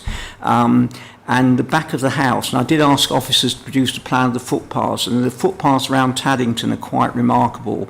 There's the main street, and parallel to the main street on both sides is a footpath, and then there are many little footpaths coming off it. There's quite a little network of footpaths, which is quite significant in that village, and significant to the enjoyment, the amenity, the landscape, and the things we love about the national park. And I just wonder whether introducing a vehicle access into one of those footpaths that didn't already exist will, just be detrimental. There are opportunities. I think probably the 3 parking spaces shown, if you can see the map with the parking spaces.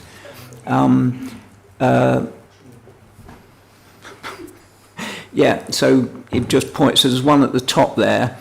My arms aren't long enough, but one at the top there and 2 at the bottom. They could come off the main courtyard if the main courtyard isn't used, and then that remaining area, which is looked really nice, was talking about this a meadow. It could be a garden area. Didn't have a vehicle intrusion into it. That would just be my caveat on that, really. But otherwise, I support the application. As I say, it's a shame we can't see the footpaths because that's map, but that will put it into context in terms of the village and that point about amenity, which affects local residents, walkers, and other people, the public in general. Thank you. Thank you, Bill. Well, I'm proposing to support the application, subject to looking at the parking, if that can be something that was my only caveat on that. Okay. I've got Rachel next. Hi, mine's just a question really, which is about so it says change of use to an ancillary accommodation / holiday. Now it's just one unit, right? So it can't be both at the same time. And so the speaker earlier talked about family connection, but that obviously isn't applicable if it's a holiday let. So just want to understand that a little bit more. Is that something you can take, Caroline? So the floor plans have got the main living accommodation, and then on the ground and lower ground floor there's a kitchen living area with a bedroom. So the idea to be 2 units, yeah. It's written in that way because there's the existing first floor flat within the building, but the idea would be you would be able to use it for holiday accommodation if you wanted, but then when Christina's son grows up, he could live there. I couldn't understand from the plan that it was 2 separate units. Yes, just if you see on the far left, but then it links through at the basement as well. So, right, thank you. Thank you. Andrew. Thank you, Chair. Question to officers. What would make it acceptable in your eyes? It's a hard question. Well, as we already mentioned, the application is, I think, about 7 months, and amendments have been made. The comments of Conservation Officer are on the file, public records.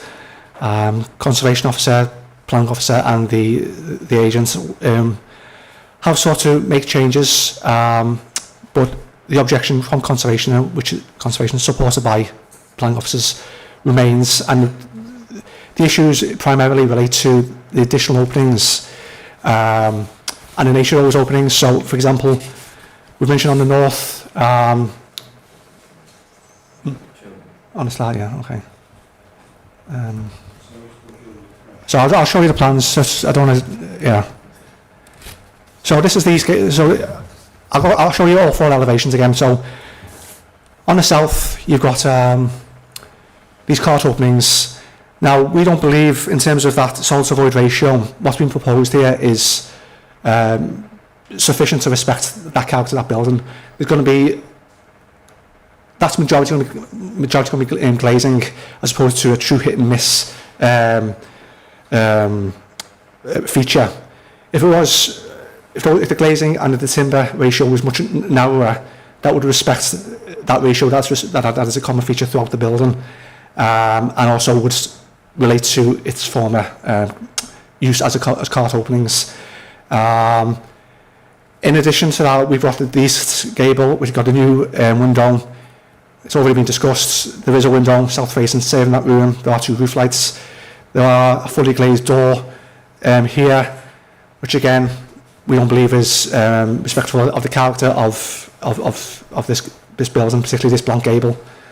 In terms of the north, these 2 openings, they're going to serve a basement.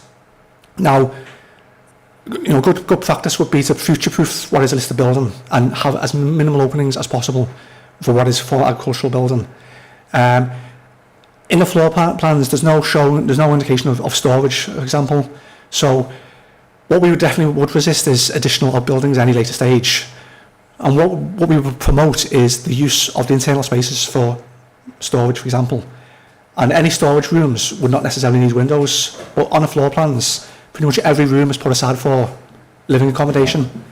So the floor space is really being maximised for living accommodation, which then, yes, necessitates, in the applicant's view, the need for additional windows. But we believe those additions, in addition to what we already have, which the north we've already seen over many decades, a number of openings of ground floor and first floor level, that cumulative impact takes it further and further away from what was a simple agricultural building, which is listed, to something that is, I say, unduly domesticated. So really, I think we've come a bit to an impasse, really. We had negotiated, changes have been made, but the applicant's been clear that they don't want to make any further changes at this stage, and that's why we're here at committee. Thank you, John. Can I come back? Do you want to come back, Andrew? So how many windows are we arguing about? If you want to go down to the level of detail, we've got the 2 on the north. We've got the additional openings on particularly the first floor level at the east, and the lack of proper hit and miss detail into the 2 southern cart openings to the south. Now, again, this is in the nature of discussion and negotiation. We're not saying you must do this and therefore it will be approved. What we're saying is these as a total are too much, and these are the plans that we have in front of us today after 7 months. So I say there's been a lot of negotiation before this committee meeting. Yeah. Thank you. I'm still in the dark. Exactly how many? I asked how many windows. 6. There's 3. It's the level of glazing to 3. Could you turn your microphone on? 6. The level of glazing to 3, and then the principle of opening 3. Okay. I'm still not really ahead with this. I say, can I highlight them again on the plan? So these two. Sorry, these two here, we prefer less glazing to those two. This one we don't believe is necessary. This being fully glazed is something that we don't support. Potential reopening with that has been, it was a previous opening, but fully glazed again, that domestication. And then you've got one at the basement level. And then on the north elevation, you got these two again. Now, whether we're going to say no to every one of them, that was the matter to be discussed between the plan office and the applicants. What we have now is that the plans show all of them being retained, and as a total, all of them is something that we deem to be unacceptable. Okay. So next we have Kath. Thank you, Chair. Well, I think Bill's analysis was perfect, and you can only work with what you've got, and I think there's a right balance here. They've tried the best to accommodate, I think, all the issues, and I was happy to second it, and still remains so. Thank you. Thank you, Kath. Ken? Thanks, Chair. We are, as ever, between a rock and a hard place. It's the only reason why things come to committee. I think that, well, my feeling is that there is a really good scheme here. It has been described as such, but I think it could be made better. I think there are elements of detail that we need seriously to consider, and if the applicants have given us this application essentially to say take it or leave it, in the sense of what's the opinion of the authorities planning committee, I think we need to be robust in our response. I think that there are elements within what John has described that need further consideration, and I think particularly the hit and miss arrangement on the two big openings on the inside the courtyard side, the southern elevation, where they look out to the listed hall and impact as a result. I think the treatment of the east gable, I've got no problem with the buried light well, but I do have a problem with the insertion of a new opening on high up in the gable. That's completely new, and I think while it might be possible to open the blocked doorway, then the glazing element is not the most appropriate, and I think that needs more refinement and more discussion. With the north elevation, given as we saw on the site visit yesterday, the two lowest blocked openings that are proposed for opening, while I take John's point about storage and the rest, and are these absolutely necessary, I think given the vegetation and the closed nature of that area, you're not going to see those until you've walked straight up to them. I think they are hidden. I'm more relaxed about the opening of those if they really do have to be opened up as part of the use of the interior.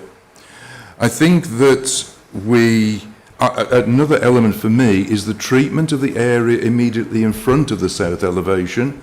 It's on plan, I think, as to be flagged, but how is it going to be used? Because that use is of itself going to have an impact on the setting of the listed hall, and I think that needs to be taken into account. So I think there are elements of significant detail that we as a committee need further information on. I think, in fact, Chair, that despite what's been said, I think we ought to be deferring this for further discussion and negotiation in order to get the best possible scheme out of this. I take Bill's point about the Tower of London and the rest of it. We've already got that here. The left-hand bay is deemed to be the original barn. The two bays to the east are thought to be additional structures that they've added to. We've got openings that have been blocked, openings that have been opened. They are openings, therefore they must be. But you take my meaning, it has changed through time.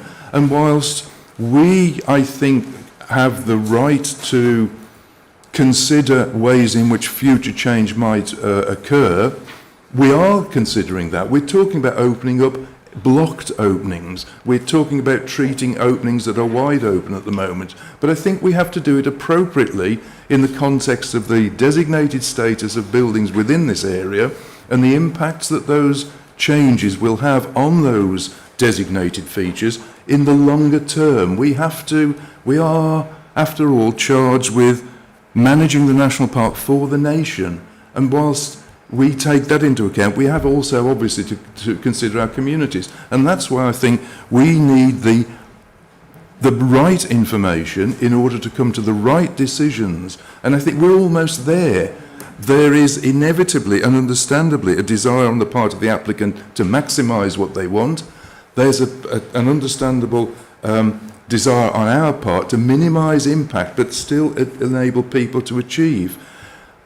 That, as a result, what sometimes gets omitted when we talk about that high opening in the east gable, there's 2 roof lights, one on each side of the roof that are also feeding light into that bedroom. I don't think that's going to be done. I've stayed in places where there's only roof lights, no windows, and they can be quite light. It's how it's achieved. I don't believe that higher opening is necessary. The lower one, yeah, it's hidden under a grille. Deal with the door. But I do think, back to the main point, Chair, I think we should be considering deferring this for further negotiation, further discussion, to come back to this committee as soon as possible, if that's needed. Thank you, Ken. Mike. Follow that. This is why Ken is on the authority. Ken knows heritage and he understands heritage in the Peak District National Park. And I'm happy to agree with every point he made on this. So I'm happy to move for deferment. I do want I share Ken's particular concern over the new upper window. I do think there's good reasons to have the previous openings that have been blocked up opened up again, because they're in line with the past heritage. And if I can pick up on Bill's point about the footpaths, often those footpaths were also trackways, because we know from historical evidence that there used to be some kind of vehicle that came out of the barn in the past when the ground level was different to what it is now. I'll just make one point, which I really struggle to get my head round, is over the bat slates. I mean, barns over the years will have, if they've been around long enough, they will attract bats. And I would have thought the ecology officer would be very much in favour of them, but clearly there's a disagreement with the conservation officer who feels that they shouldn't be there. And I'm really struggling with that, because if the slates are of similar material to the rest of the roof, then they shouldn't be that visible, or certainly not prominent to the eye. So I really don't have a problem with keeping the bat slates, installing bat slates on the roof, provided they're of similar material to the rest of the roof. So yes, I second Ken's move to defer on this, because I do think we can get to a point which will be more acceptable.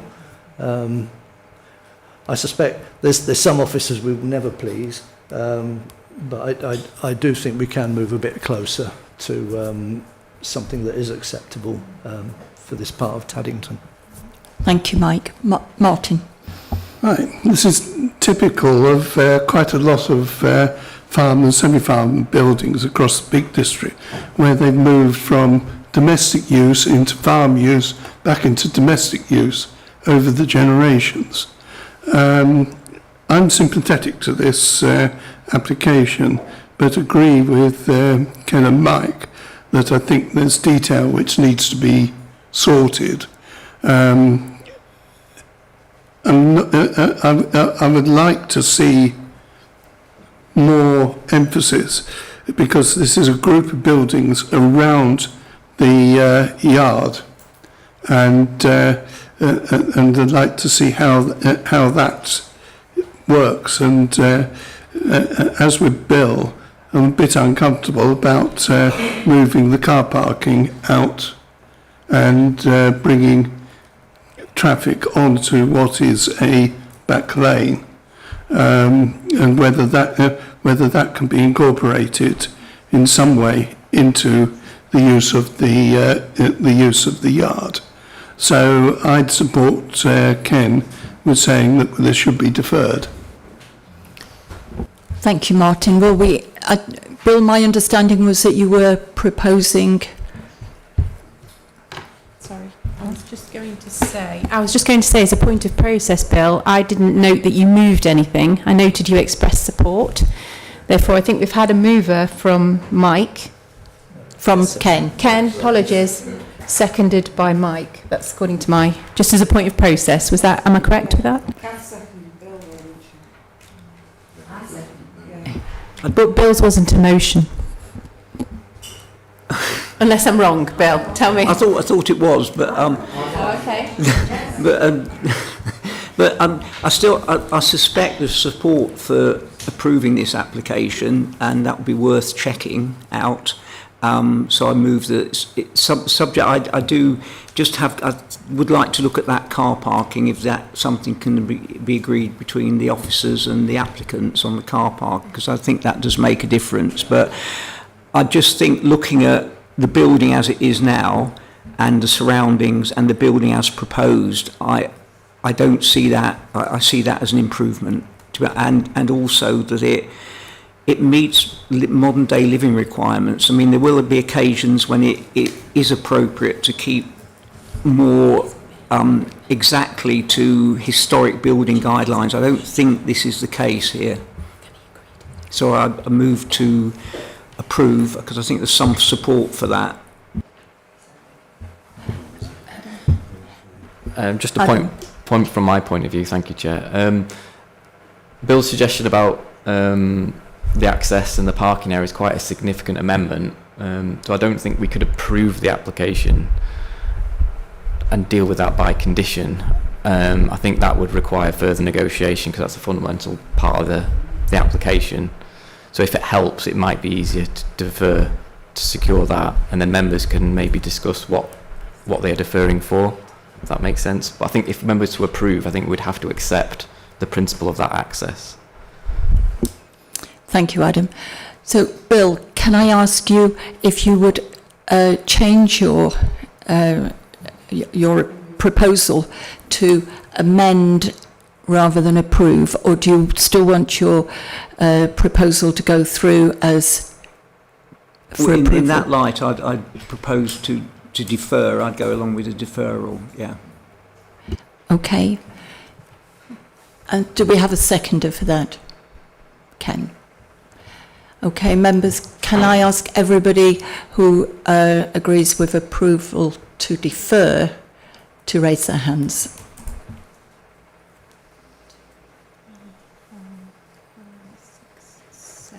Are you voting? Yeah. 8. And everybody against? 3. And anybody for? Anybody abstaining? No. Thank you. Thank you. So that is deferred, but with the hope that things can be worked out so that we find some compromise between us. Thank you. So we don't need to do item 10, do we? Or? No, that was the vote. Yeah. Thank you very much.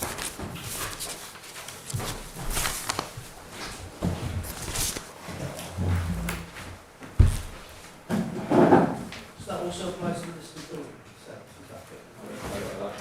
Yes. Weren't you taking? I assumed that the decision was together. Oh, let's have a separate vote then in relation to that. Apologies. I thought the discussion was amalgamated for both. But let's be clear.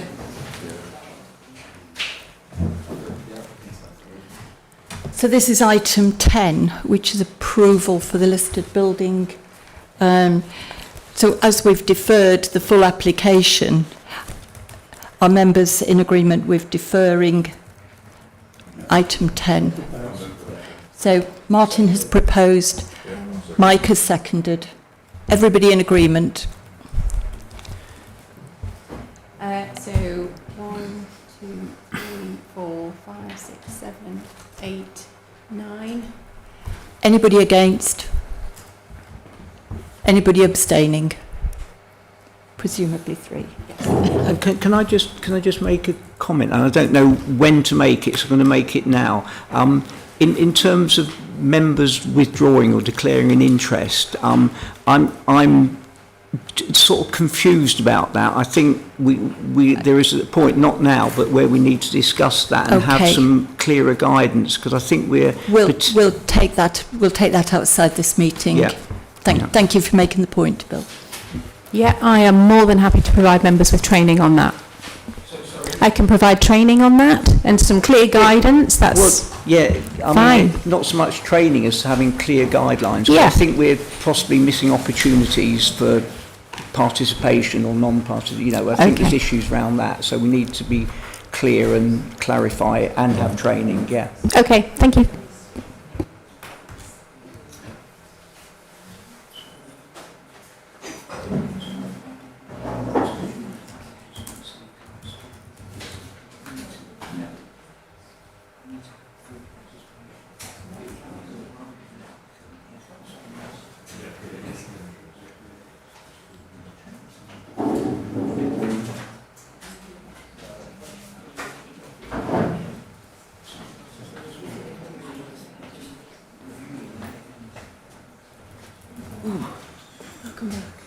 Hello.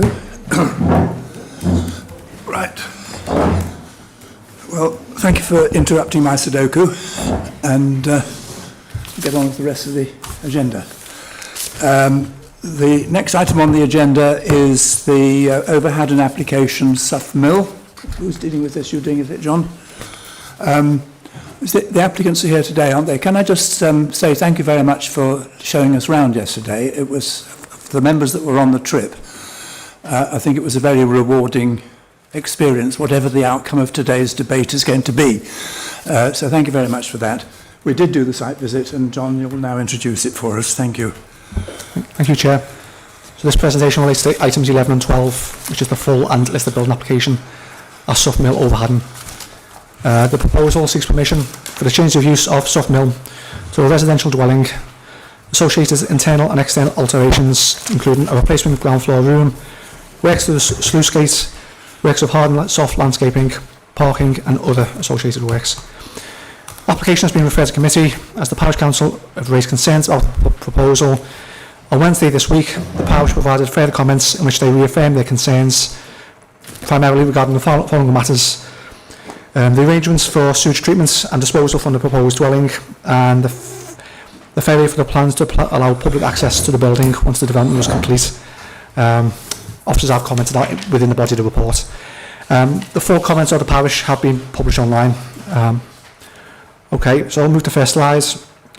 So the red line area, hopefully I'll do a bit better with my mouse today. So this is the site, this is the mill, and the adjacent sluice gate, which is highlighted on the plan there.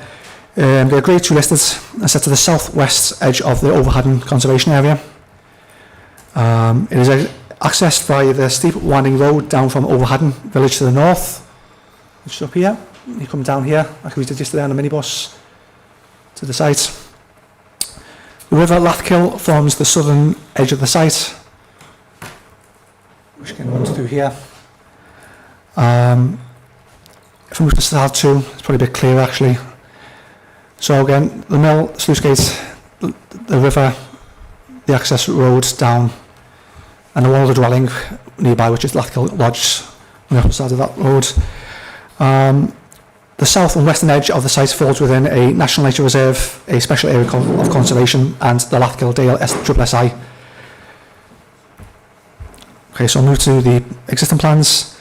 So here we see the existing east/front elevation at the top, and south elevation. The main body of the building housing the milling room is over the 3 stories at the centre of the building, with a cut slides projecting forwards here, roof forward here. The Yorkshire bordered flat roof garage is here, and south elevation shows again here. So these elevations show the west and north, the west effectively being the rear, and the north being adjacent to the footpath. That we'll see a bit clearer in the photographs. So existing floor plans, this is the basement plan. So here you can see this area actually sits beneath the garage and forms the wheel pit, which contains a cast iron water wheel. The structure is largely intact. The wheel pit is currently full of debris, not accessible. So a lot of detail on this, so I'm not going to go into all of it, of course, but the existing ground floor plan, you can see the garage here, which is built over the wheelhouse. The floor of the garage has been condemned by the structural engineer, and that's been accepted by ourselves. The milling machinery is at the centre of the ground floor here, and there's a mixture of timber and cast iron workings that are supported on a substantial Hurst oak frame. Again, photographs will be clear, make that clearer. And then through here is the kiln room, and then there's other storage rooms at this level. So first floor, it's split between the milling room, drying room and grain room. So yesterday, if you remember, we walked from the footpath which runs alongside, and we was passed through on sort of temporary boarding. We do have a photograph of the condition of the timber work, which is obviously quite perilous. So through here, and then the second floor. The only access to that at the moment is via 2 hatches, and also historically that would have used a ladder. So now we move to the proposed elevations. So again, we have the principal front elevation, south, so east. So the principal external alterations to the front elevation relate to the replacement of the garage on the south side here. That is going to be brought down to a limestone plinth, but then replaced above with a vertical timber boarding. Then so the minimal external changes to the rear and the north elevation. You have replacement windows, addition of 2 roof lights and a flue. There will be 1 fully glazed door to the north here. Okay. So we're going to move into the floor plans proposed. So this is the basement as it would be. So access will actually be provided into the water wheel pit with a viewing platform. The debris from the low wheel pit will be removed. So you'd have a ladder, stairs down here. Again, sectional drawings will reveal this a bit more. Ground floor. So the garage will be rebuilt, as I say, and will be converted to provide a kitchen and dining room with part of the floor made of glass to allow view of the water of the mill wheel, which is at the centre here. Ground floor accommodation would retain the milling room as one large space. So here's the milling machinery at the centre. So there's going to be no subdivisions here. You would have a staircase inserted here, and then you would pass through to the kiln, which would be rebuilt. First floor.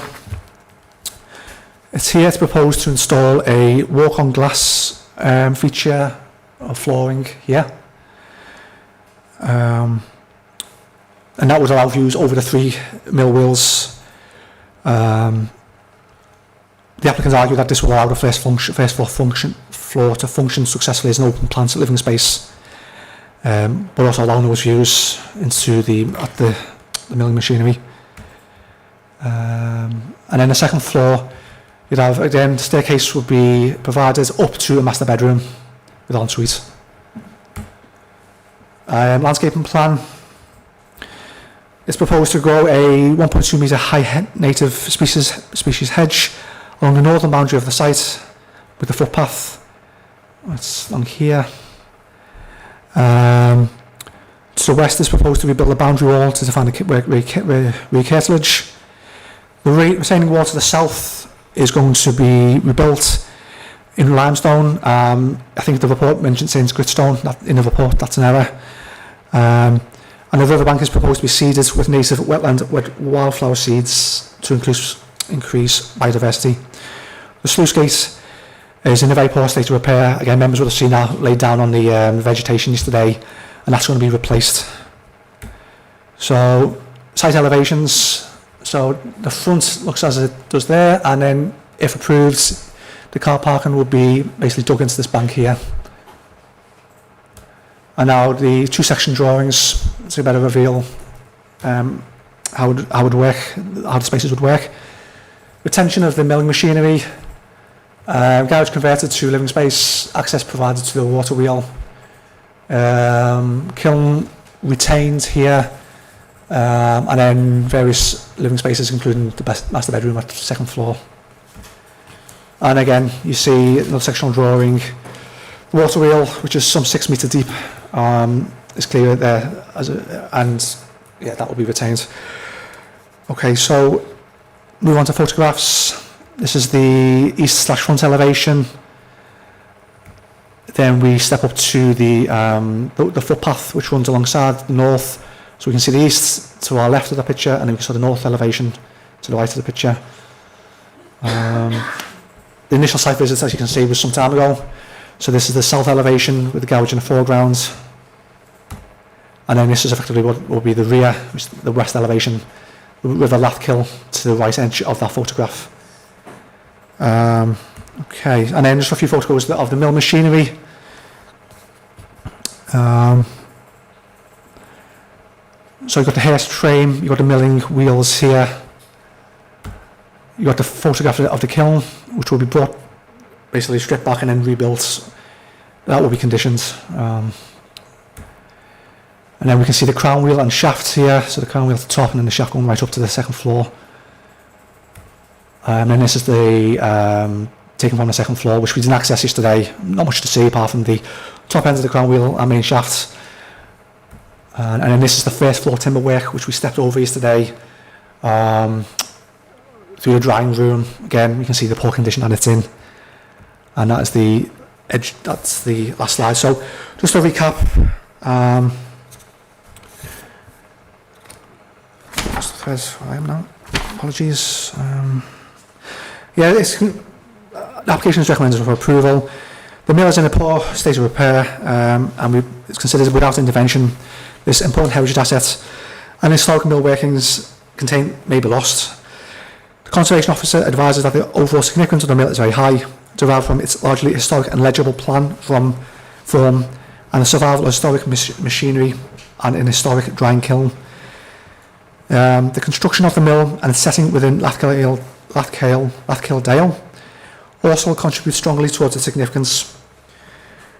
So therefore, to this end, it's considered that a viable reuse of the building is imperative, and the contribution this would make to the character and appearance of the area, subject to the conditions listed in the report. Okay, thank you, Chair. Thank you very much. Members, we are, of course, dealing with both applications, the planning application and the listed building application. Caroline, do you want to deal with them both together, or do you want to do them separately? Okay, thank you very much. Would you like to come forward?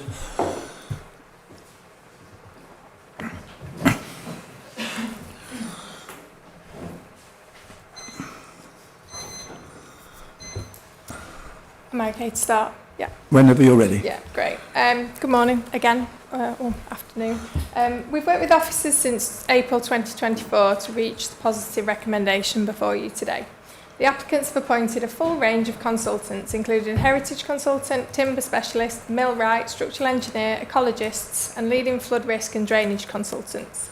The applicants have also visited Ashford Mill to understand the key considerations of a successful mill conversion and to obtain advice as to how to best retain the machinery. The fabric of the building, along with the internal machinery, is declining and requires significant investment to save these. The proposals before you today provide a viable future use for the building and the financial impetus for these works.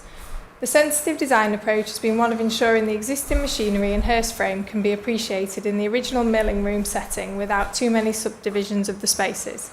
The 3 bedrooms are therefore located in the northern wing or loft spaces and the kitchen within the wheelhouse. Clever interventions such as steel staircases, walk-on glass and minimal new openings allow for successful circulation space without unduly affecting the historic fabric. The applicants are passionate about the building, and Steve, one of the applicants, is a fully trained joiner and stonemason and has been working closely with the architect James Darwin, giving detailed consideration to every aspect of the proposals. In response to the comments from the Parish Council regarding the drainage, this has been the subject of specialist input. The drainage proposals are acceptable to both Natural England and the Environment Agency, who have a statutory responsibility to protect the water quality in the river. In summary, we've worked extensively with officers, taking on board the advice from a wealth of technical and specialist consultants. The proposals provide a well-considered scheme to convert the building to residential while providing a viable future use that secures existing machinery and understanding of this important building. We therefore ask that you support the officer recommendation this morning and approve them, allowing work to start on this exciting project. Thank you. Thank you very much indeed.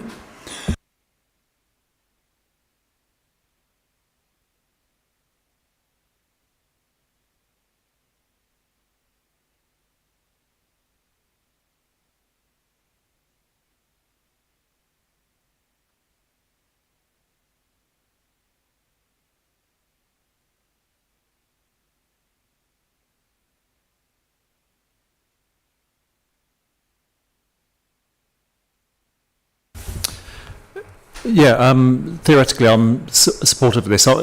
I'm a bit confused by the responses that there have been from Natural England and the Environment Agency, because they were 2 objections, and there didn't seem to be any reference to how those had been addressed and whether those had been removed. Obviously, the River Lathkill is an SAC.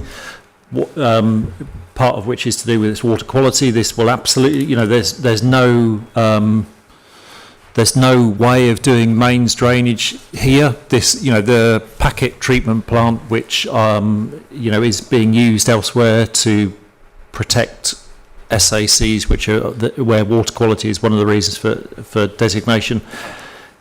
The water treatment and the foul water drainage associated with this has got to be bomb-proof, because the nutrient neutrality exists on water courses like this because of the impact of, are you confident that the drainage proposals that are there are completely bomb-proof?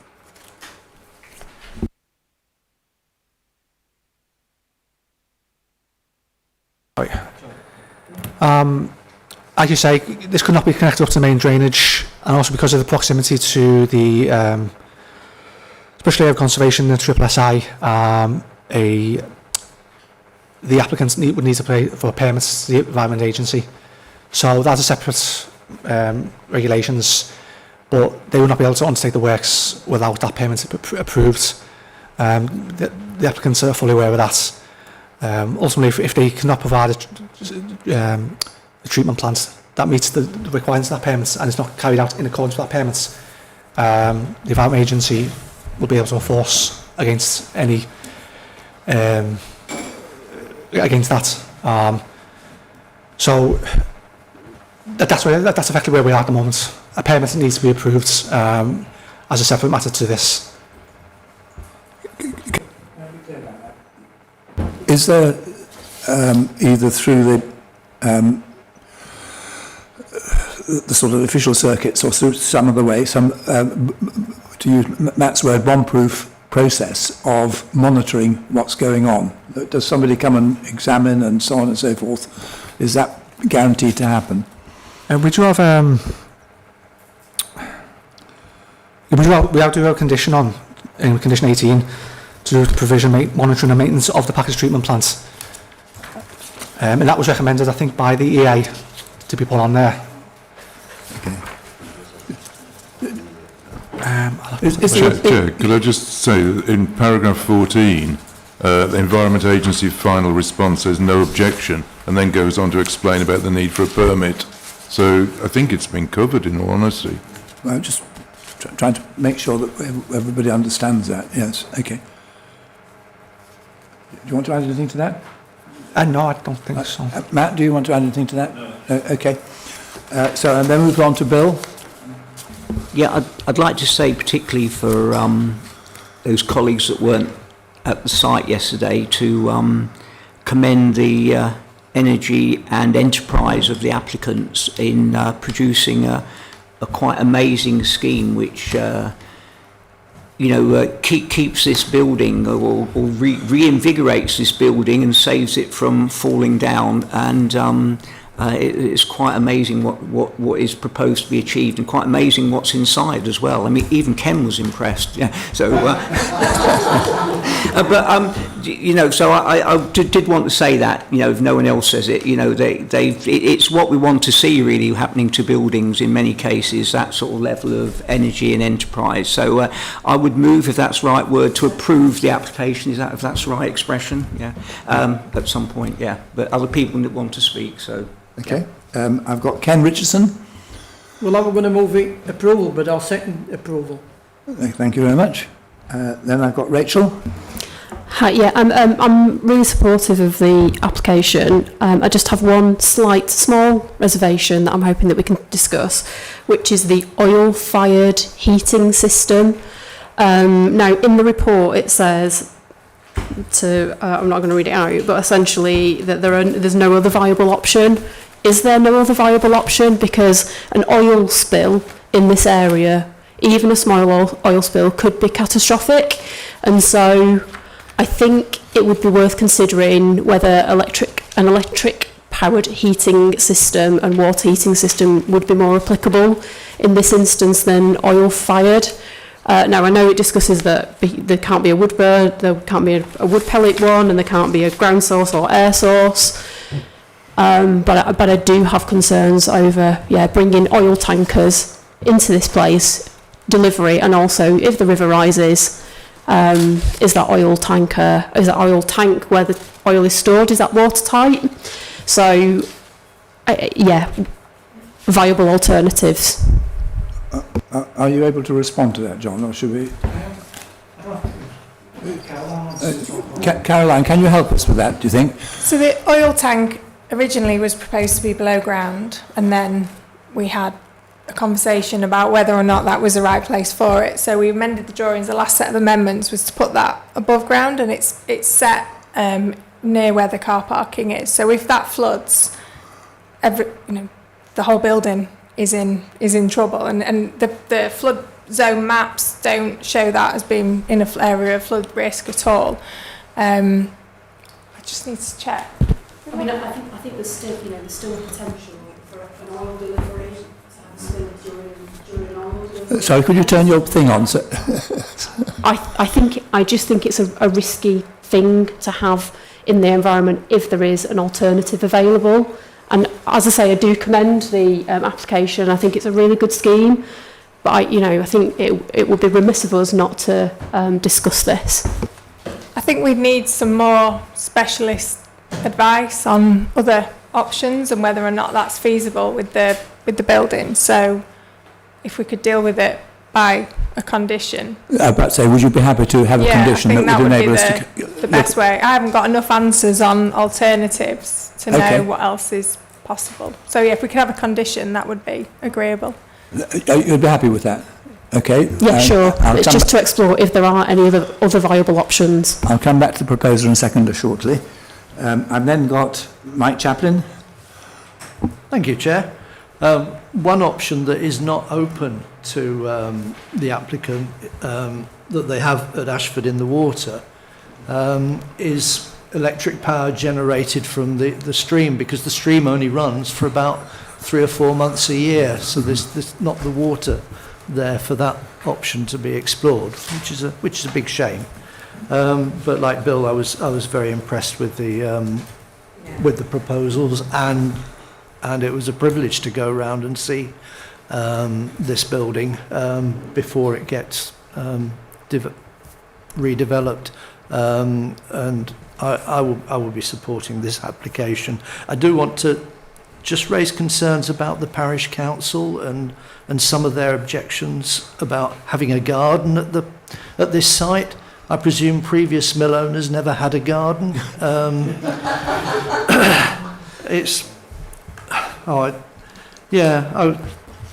My heart sank when I read about some of these, and it about the building not benefiting the community. Well, it's stood there all these decades, and it's been going to ruin certainly for several of those decades. So that someone actually wants to restore it back to its original condition, I think is only to be commended, Chair. Thank you. I've then got Kath Potter. Oh, I was delighted with yesterday. Absolutely delighted. It took me back to when the mill in Bakewell on Ashford Road was in a similar plight, and you look at it now, it's worth really, I think all children should go and see it as well. It's a fantastic renovation, and I see this as being exactly the same. It was amazing. Thank you for allowing us to go. Thank you very much. I can't read my writing, but I think it says Ginny. Thank you, Chair. I'm actually going to echo what everybody else has said, but I was going to make the point that Mike was making about some of the parish council comments. You needed to see this really to appreciate how wonderful it was. But I also think it's a very good example of an applicant working with our consultants and really taking a lot of advice from how to do things and doing the pre-application advice as well. So I'm very happy to support it. Thank you very much. We're all in agreement. I don't want to prolong this discussion too long. No, I'm not going to go too long. I've got two more speakers at the moment, Ken and then Martin. Thank you, Chair. And I've got Andrew, sorry. Again, congratulations to the applicants, architect and agent on a great scheme. It's just the proposed condition 7. It says details of the oil tank and its screening. Now, normally with an oil tank, there's a bund around it, which can accommodate more than the capacity of the tank if the tank was to split. And I wonder whether that element is contained within the word details, or whether that condition should read details of the oil tank and its bunding and screening for the avoidance of doubt. If oil is the only option. Sorry, Ken, can I just come in to address that? Because I get that, and an oil tank would be bunded, but there's also a risk of a spill during delivery. So so I do still think it's worth a condition or a discussion. Thanks. I'll come back to that. Right, we've just had Ginny, and I've now got. No, we just had Kath, Ginny, Andrew. Thank you, Chair. By goodness, are you brave? And I have to be commended for taking on a project like this. I've known people in the past who've taken on projects like this, and I think you've got the right consultants, the right forward-thinking attitude to take on a project like this. It's not going to be easy, but I commend you well and truly for being brave and taking it on. You've got to be commended, and the comments from the parish council are a little bit mean, I think, because they are benefiting the community, because they're taking on something that a lot of other people wouldn't touch with a barge pole, because of the complexity of it, and so I tend to take that out of my mind. I'm going to support it, Chair, well and truly. Thank you very much. Then I've got... Ken, have I called you? I know you've just spoken. That was your call, wasn't it? Yes, okay. So I've got Martin next, and then I'm asked Bill to sum up because he moved the original motion. Right. This is an unusual proposal because what we have is an almost complete wooden industrial mill structure, which is very, very unusual. And so the key for me is that the mill and the is the thing which needs to be conserved, and effectively everything, the building around it, needs to be needs to be managed so that it conserves the mill, and I think this application does that. So I would be happy to support it. Thank you. And I'm going to ask Bill to finish off, please. Yeah. Can you just please confirm that you're happy to accept the additional condition that comes out of Rachel's points? Yeah. And you're all right with that as well? Yeah. Yeah, okay. Yeah. And I was going to be cheeky. It would be nice, and it's entirely up to the applicants, if we could see the finished product, you know. I'm being a bit, I'm sure you'll be able to, a bit cheeky there. If it's approved, sorry, I should say.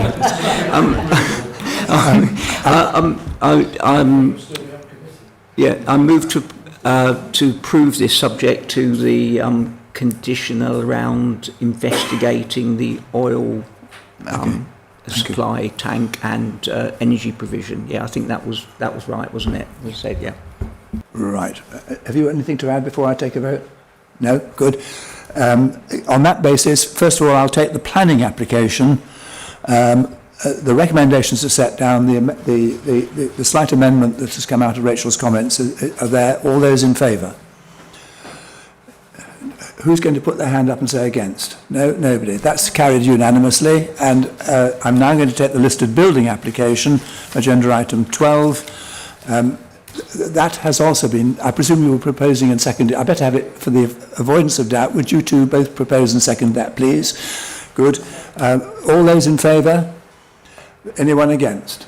Right. That is carried. And thank you very much.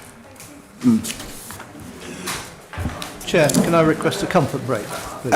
Yes, that's fine. We will break until 22. We will go past 1 o'clock. So can we all agree to go past 1 o'clock before we break? Okay, and 22 will be back here.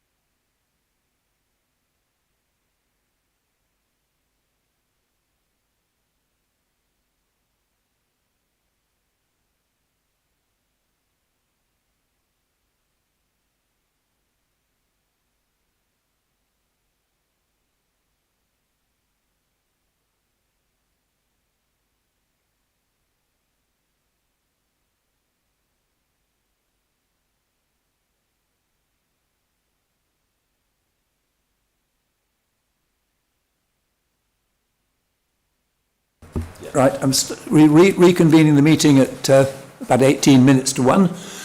The next application on the agenda is Jollyfield Farm, Common Lane, Chelmorton. John, you're going to deal with this again. We did do a site visit on this. It was about 4 or 5 months ago, wasn't it? About 4 months ago. So we're familiar with the site and with, I think, most of the issues. Okay, thank you, Chair. Yeah, this application came to Marsh Committee, or the development for a garage of this site came to Marsh Committee. So the proposal is for a detached garage with room above at Jollyfield Farm, Common Lane, Chelmorton. Yeah, just to clarify, at March Committee, the application was for a detached garage and also extensions to the dwelling itself. This application is solely for the garage. So I'll move on to the slides. So the red line area is obviously the site location plan at the edge of Chelmorton, and this is the lane coming up to the access, which is this is heading west. So this is effectively going out to Chelmorton. The access is in the middle of that photograph, just on the left here, and the main dwelling is here. This is looking the opposite direction. And coming into Chelmorton, I think it was highlighted last time around. This fencing is unauthorised and again is not should not be considered as part of this application. Now this is the interior of the site. So here we are at the access. This is the lamb tree that was discussed at length last time around. We're basically standing with our backs to the dwelling. We're looking across sort of a garden area, the centre of which is where the garage would go. And again, this is another picture from the access. Centre of that photograph is roughly where the garage would be positioned. So this is the existing site plan. So you can see the large tree near the access. Last time around, the application was refused for a couple of reasons, one of which was that it was encroaching within the protection area of that tree, and we didn't have sufficient arboricultural information to show that there would be no harm to that tree. We are within the conservation area here. Now this is what the proposed site plan is. So the differences from last time is that the garage has been reduced in width. It's also been set further back into the site and is now outside of the root protection area of and also the canopy of of all the trees on this site.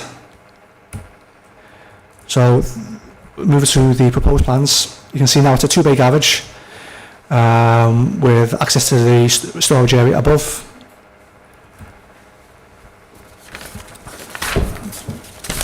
So obviously quite a simple design with a pitched roof. Would use natural limestone to the walls and a blue slate roof. And that's the rear elevation. And then we move to the floor plans. Obviously pretty self-explanatory, garage ground floor, and then home office / store upper floor. And then there's a sectional drawing showing how that would be. So to be short, the application has been now recommended for approval. This time around we've received tree plans, the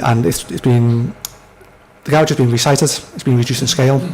So we've got no undue concern regarding the design, and amenity impact and visual impact on the conservation area. The tree plans show that there will be no undue harm to the lime tree or any other trees within the site. There's also a short heritage assessment that's been provided that wasn't with us last time. So with these changes and the additional information, the application is recommended for approval. Thank you, Chair. Thank you very much. We have one speaker, Mrs. Noble.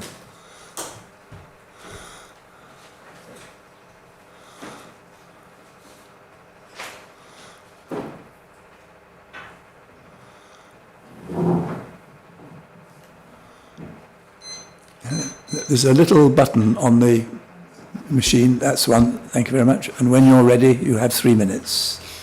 Yeah, thank you very much. Hi, committee again. Thank you for your time today. I'll try and keep this, short and sweet. My family and I have lived locally our whole lives, and we moved into our home in Chalmorton in June 2022. As a bit of unrelated context, from day one of owning the keys, literally with the moving van behind, we were faced with an unfriendly individual who, over the last few years, has now been given a restraining order to protect me and my family. I tell you the unrelated context because all of the objections received are from the family and family friends of this individual.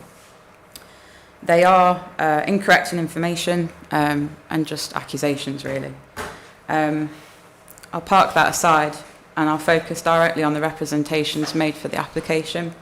But we do not currently have a garage, nor have we ever converted one. We don't run services for our business from our home. I live there with my husband and my young daughter. It would be impossible to run the services that we do for our business from our home. And the photo that was submitted suggesting this shows a painter and decorator's van who was helping me decorate. The application is domestic, as I say, it's not commercial, so there would be no increased vehicle movements to our home as suggested. And saying that we pose a risk to the public on Common Lane, in that fact, is just absurd. Our home is a detached property set away from other houses.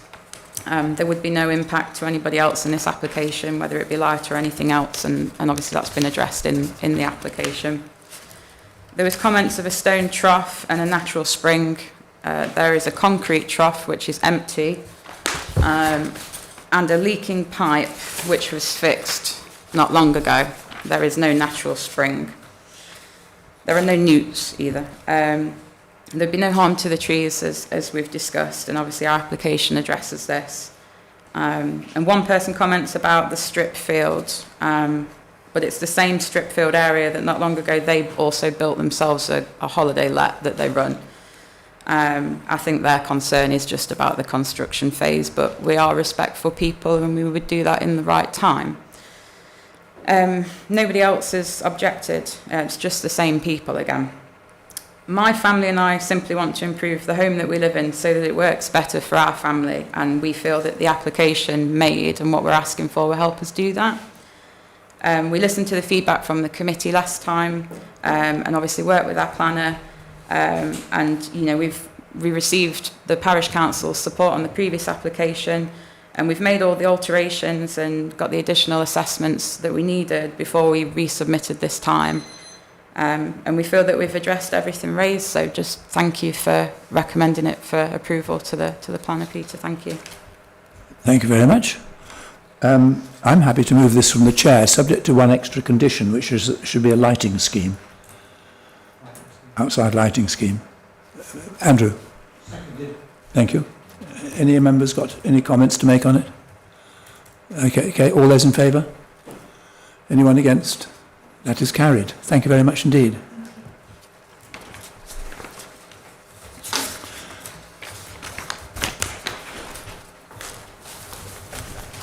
Right.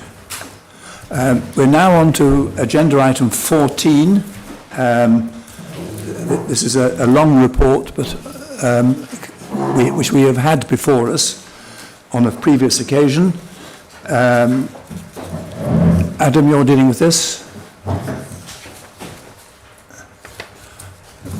Briefly, I hope.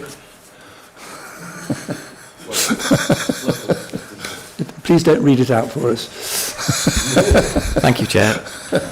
Yes, this is returned to committee. I'm sure members have been checking their calendars for this to come back. Yes, members approved the draft local list and guidance committee a few months ago, and in the meantime we've carried out public consultation, as set out in the report, received no objections. So the list and guidance is brought back to you today for the authority to formally adopt it. Now in the recommendation, the adoption's in there, but I've also asked for delegated powers to make minor changes.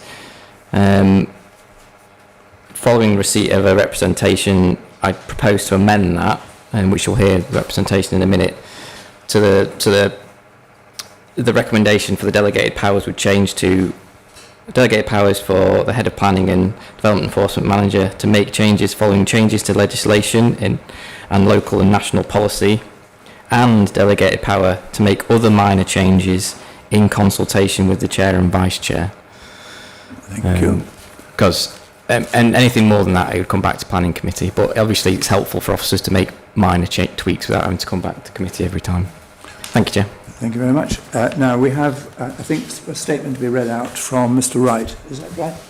Correct. Sorry, I should say. This is being read on behalf of Hugh Wright. Point 1. Item 18 under the heading Proposal, it states, it is also proposed that delegated power be granted to the Head of Planning and Development and Enforcement Manager to review and make minor changes to the local list and guidance following any changes in national or local policy and to undertake the statutory 2-year review. The recommendation as set out below and put forward by the Head of Planning and Development is thus incomplete, which is that delegated power be granted to the Head of Planning and Development and Enforcement Manager to review and make minor changes to the local list and guidance.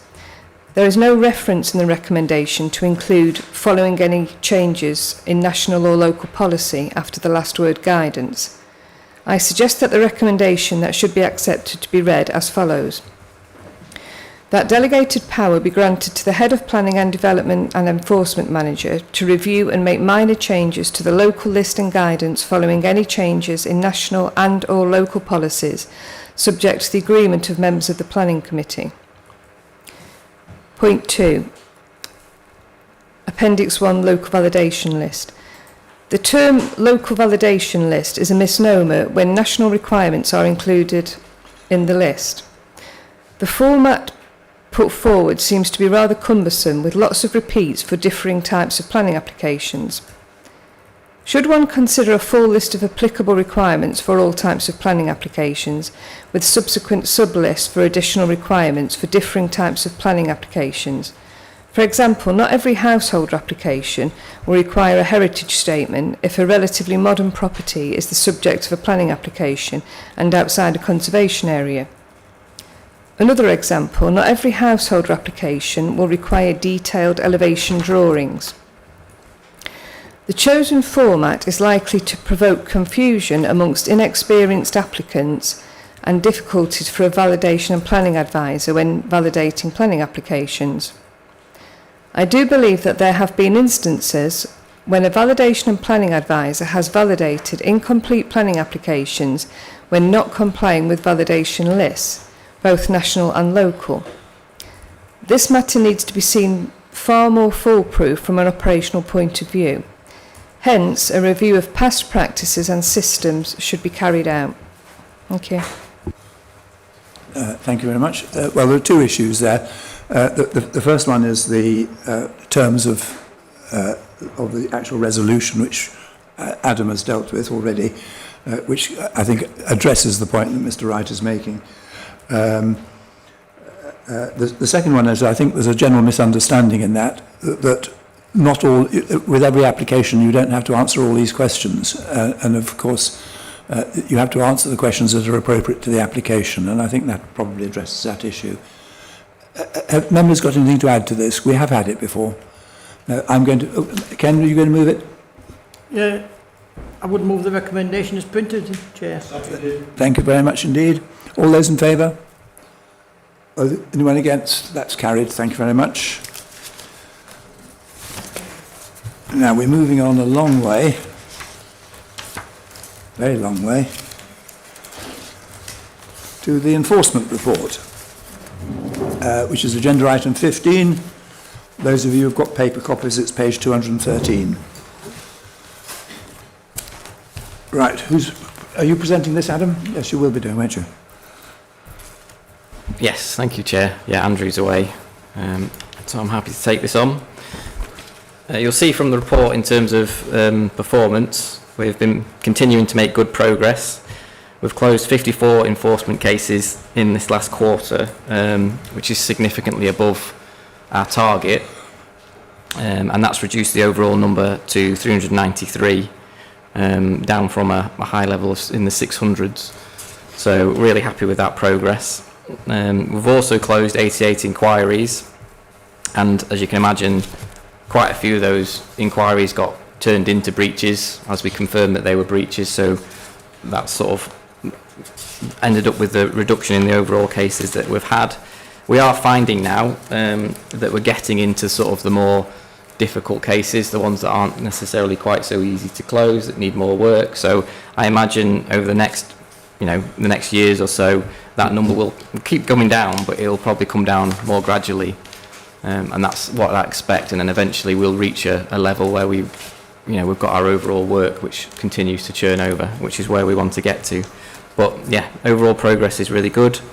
We've been a little bit hampered with not having a senior monitoring enforcement officer in the North team, but we have just started recruiting for that, and we're hopeful to recruit some. We've got some interviews that will be lining up, so hopefully we'll have more capacity in the North team.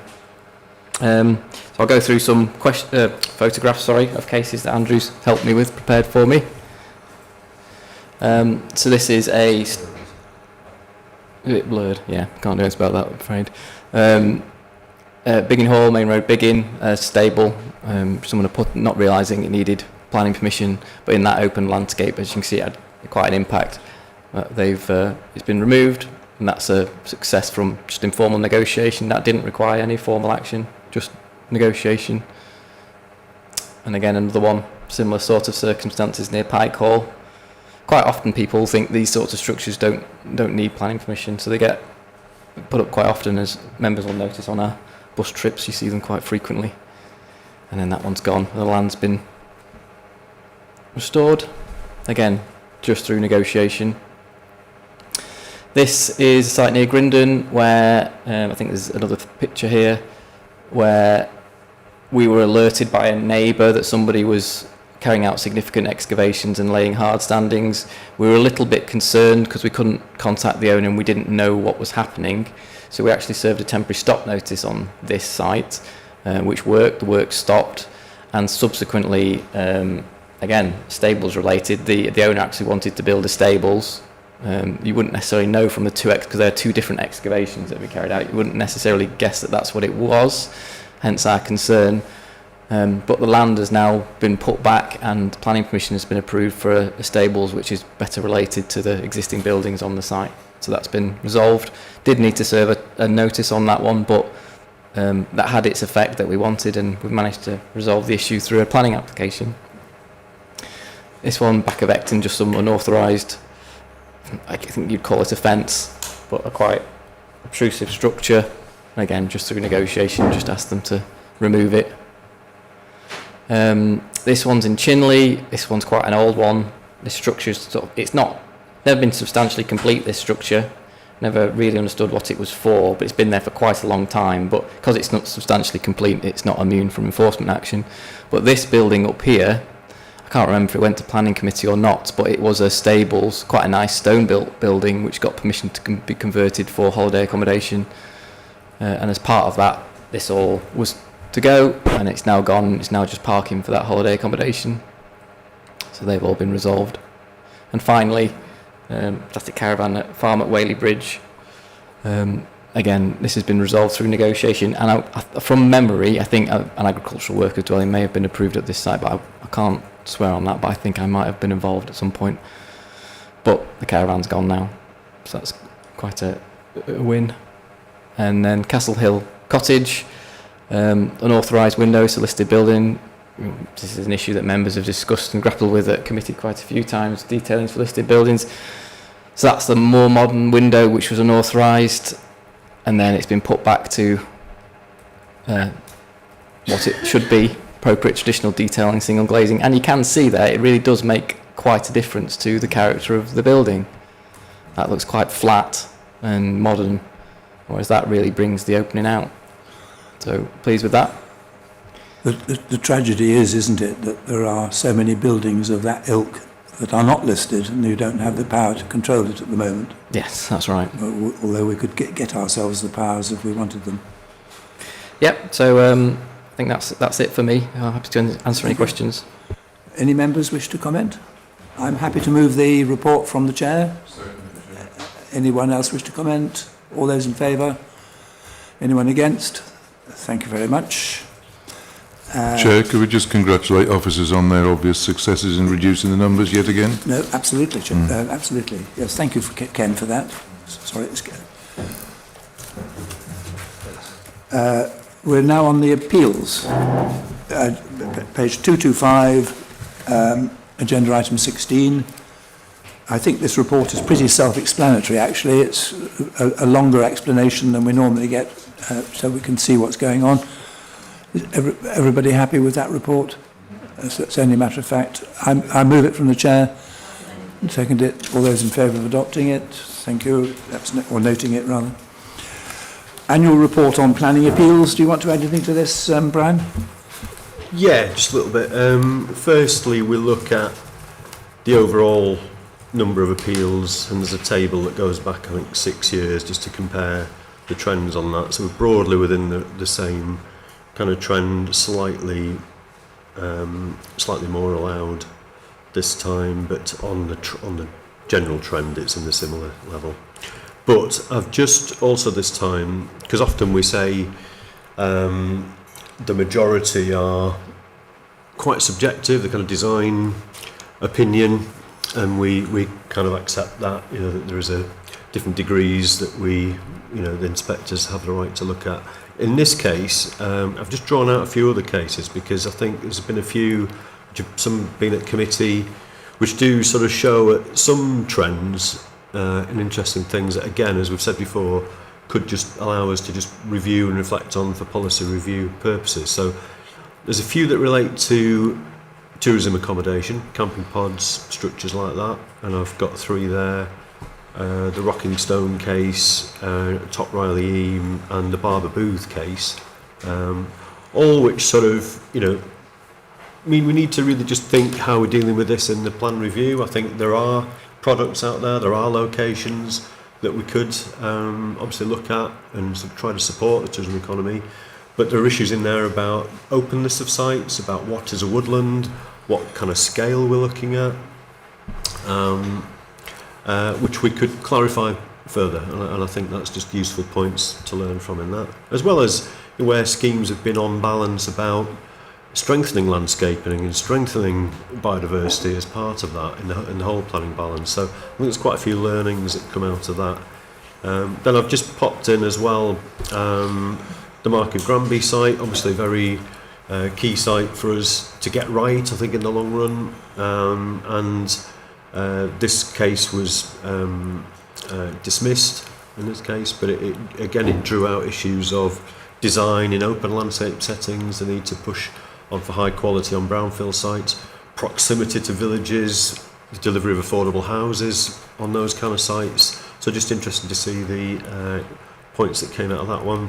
And just lastly, one that I did write back to the planning inspectorate on at Cresbrook Hall, which again is this whole balance from the inspectorate and national policy on climate change versus heritage, which obviously on sites like this we feel there are opportunities to do things with. In this case it was very substantial ground array in the setting of the hall, which we felt was harmful, and actually the inspector said was harmful in the landscape as well, but went with the balance in favour of the infrastructure in that case. So we would wish to do that in a different way, I think, based on our policies and guidance, and I think it's an important message that we are always looking for solutions. Even in the case you've just looked at today in the mill, we're still looking at what options there are on high heritage sites. But so it doesn't mean that we're not, but actually sometimes I think the inspectorate have taken a more positive approach on that, and that's just interesting for us to be aware of. Thank you, Chair. Thank you very much. Any members have any comments? In that case, I'll move it from the chair. Oh, so Martin. Quick comment in that looking at the appeals as they come through, it looks as if inspectors are much more willing to accept appeals which are retrospective, and the work has already been done, presumably because by the time they see it, the newness of the work has worn off a bit. I don't think that's right, really. It should never come into it. It should always be on the planning policies and balance. that doesn't really form part of the argument as we see it. I think I'm certainly seeing, as I've mentioned before, some areas where we'd like the inspectors to certainly reference national park purposes more strongly, special qualities of the national park. And I've just drawn out in a couple of places where the inspectors have done that more recently in reference to the Lure Act and that duty. And I know that some of my counterparts in other national parks have been helping PINs with some of their training. So it is starting to show.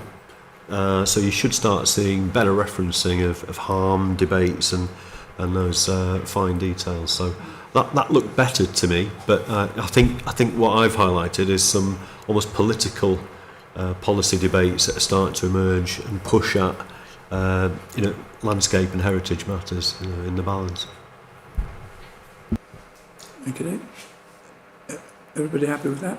Let's. I move that we note the report.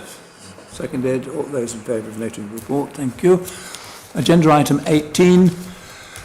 This is the Stanton Moor Mineral Liaison Group. Kath's not here to tell us we've got it wrong, so let's.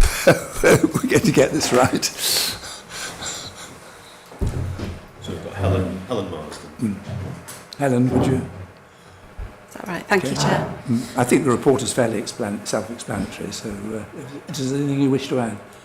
Well, not really. I was just going to do a little brief intro, but if I don't have to. Members who have read the report, are you happy with it?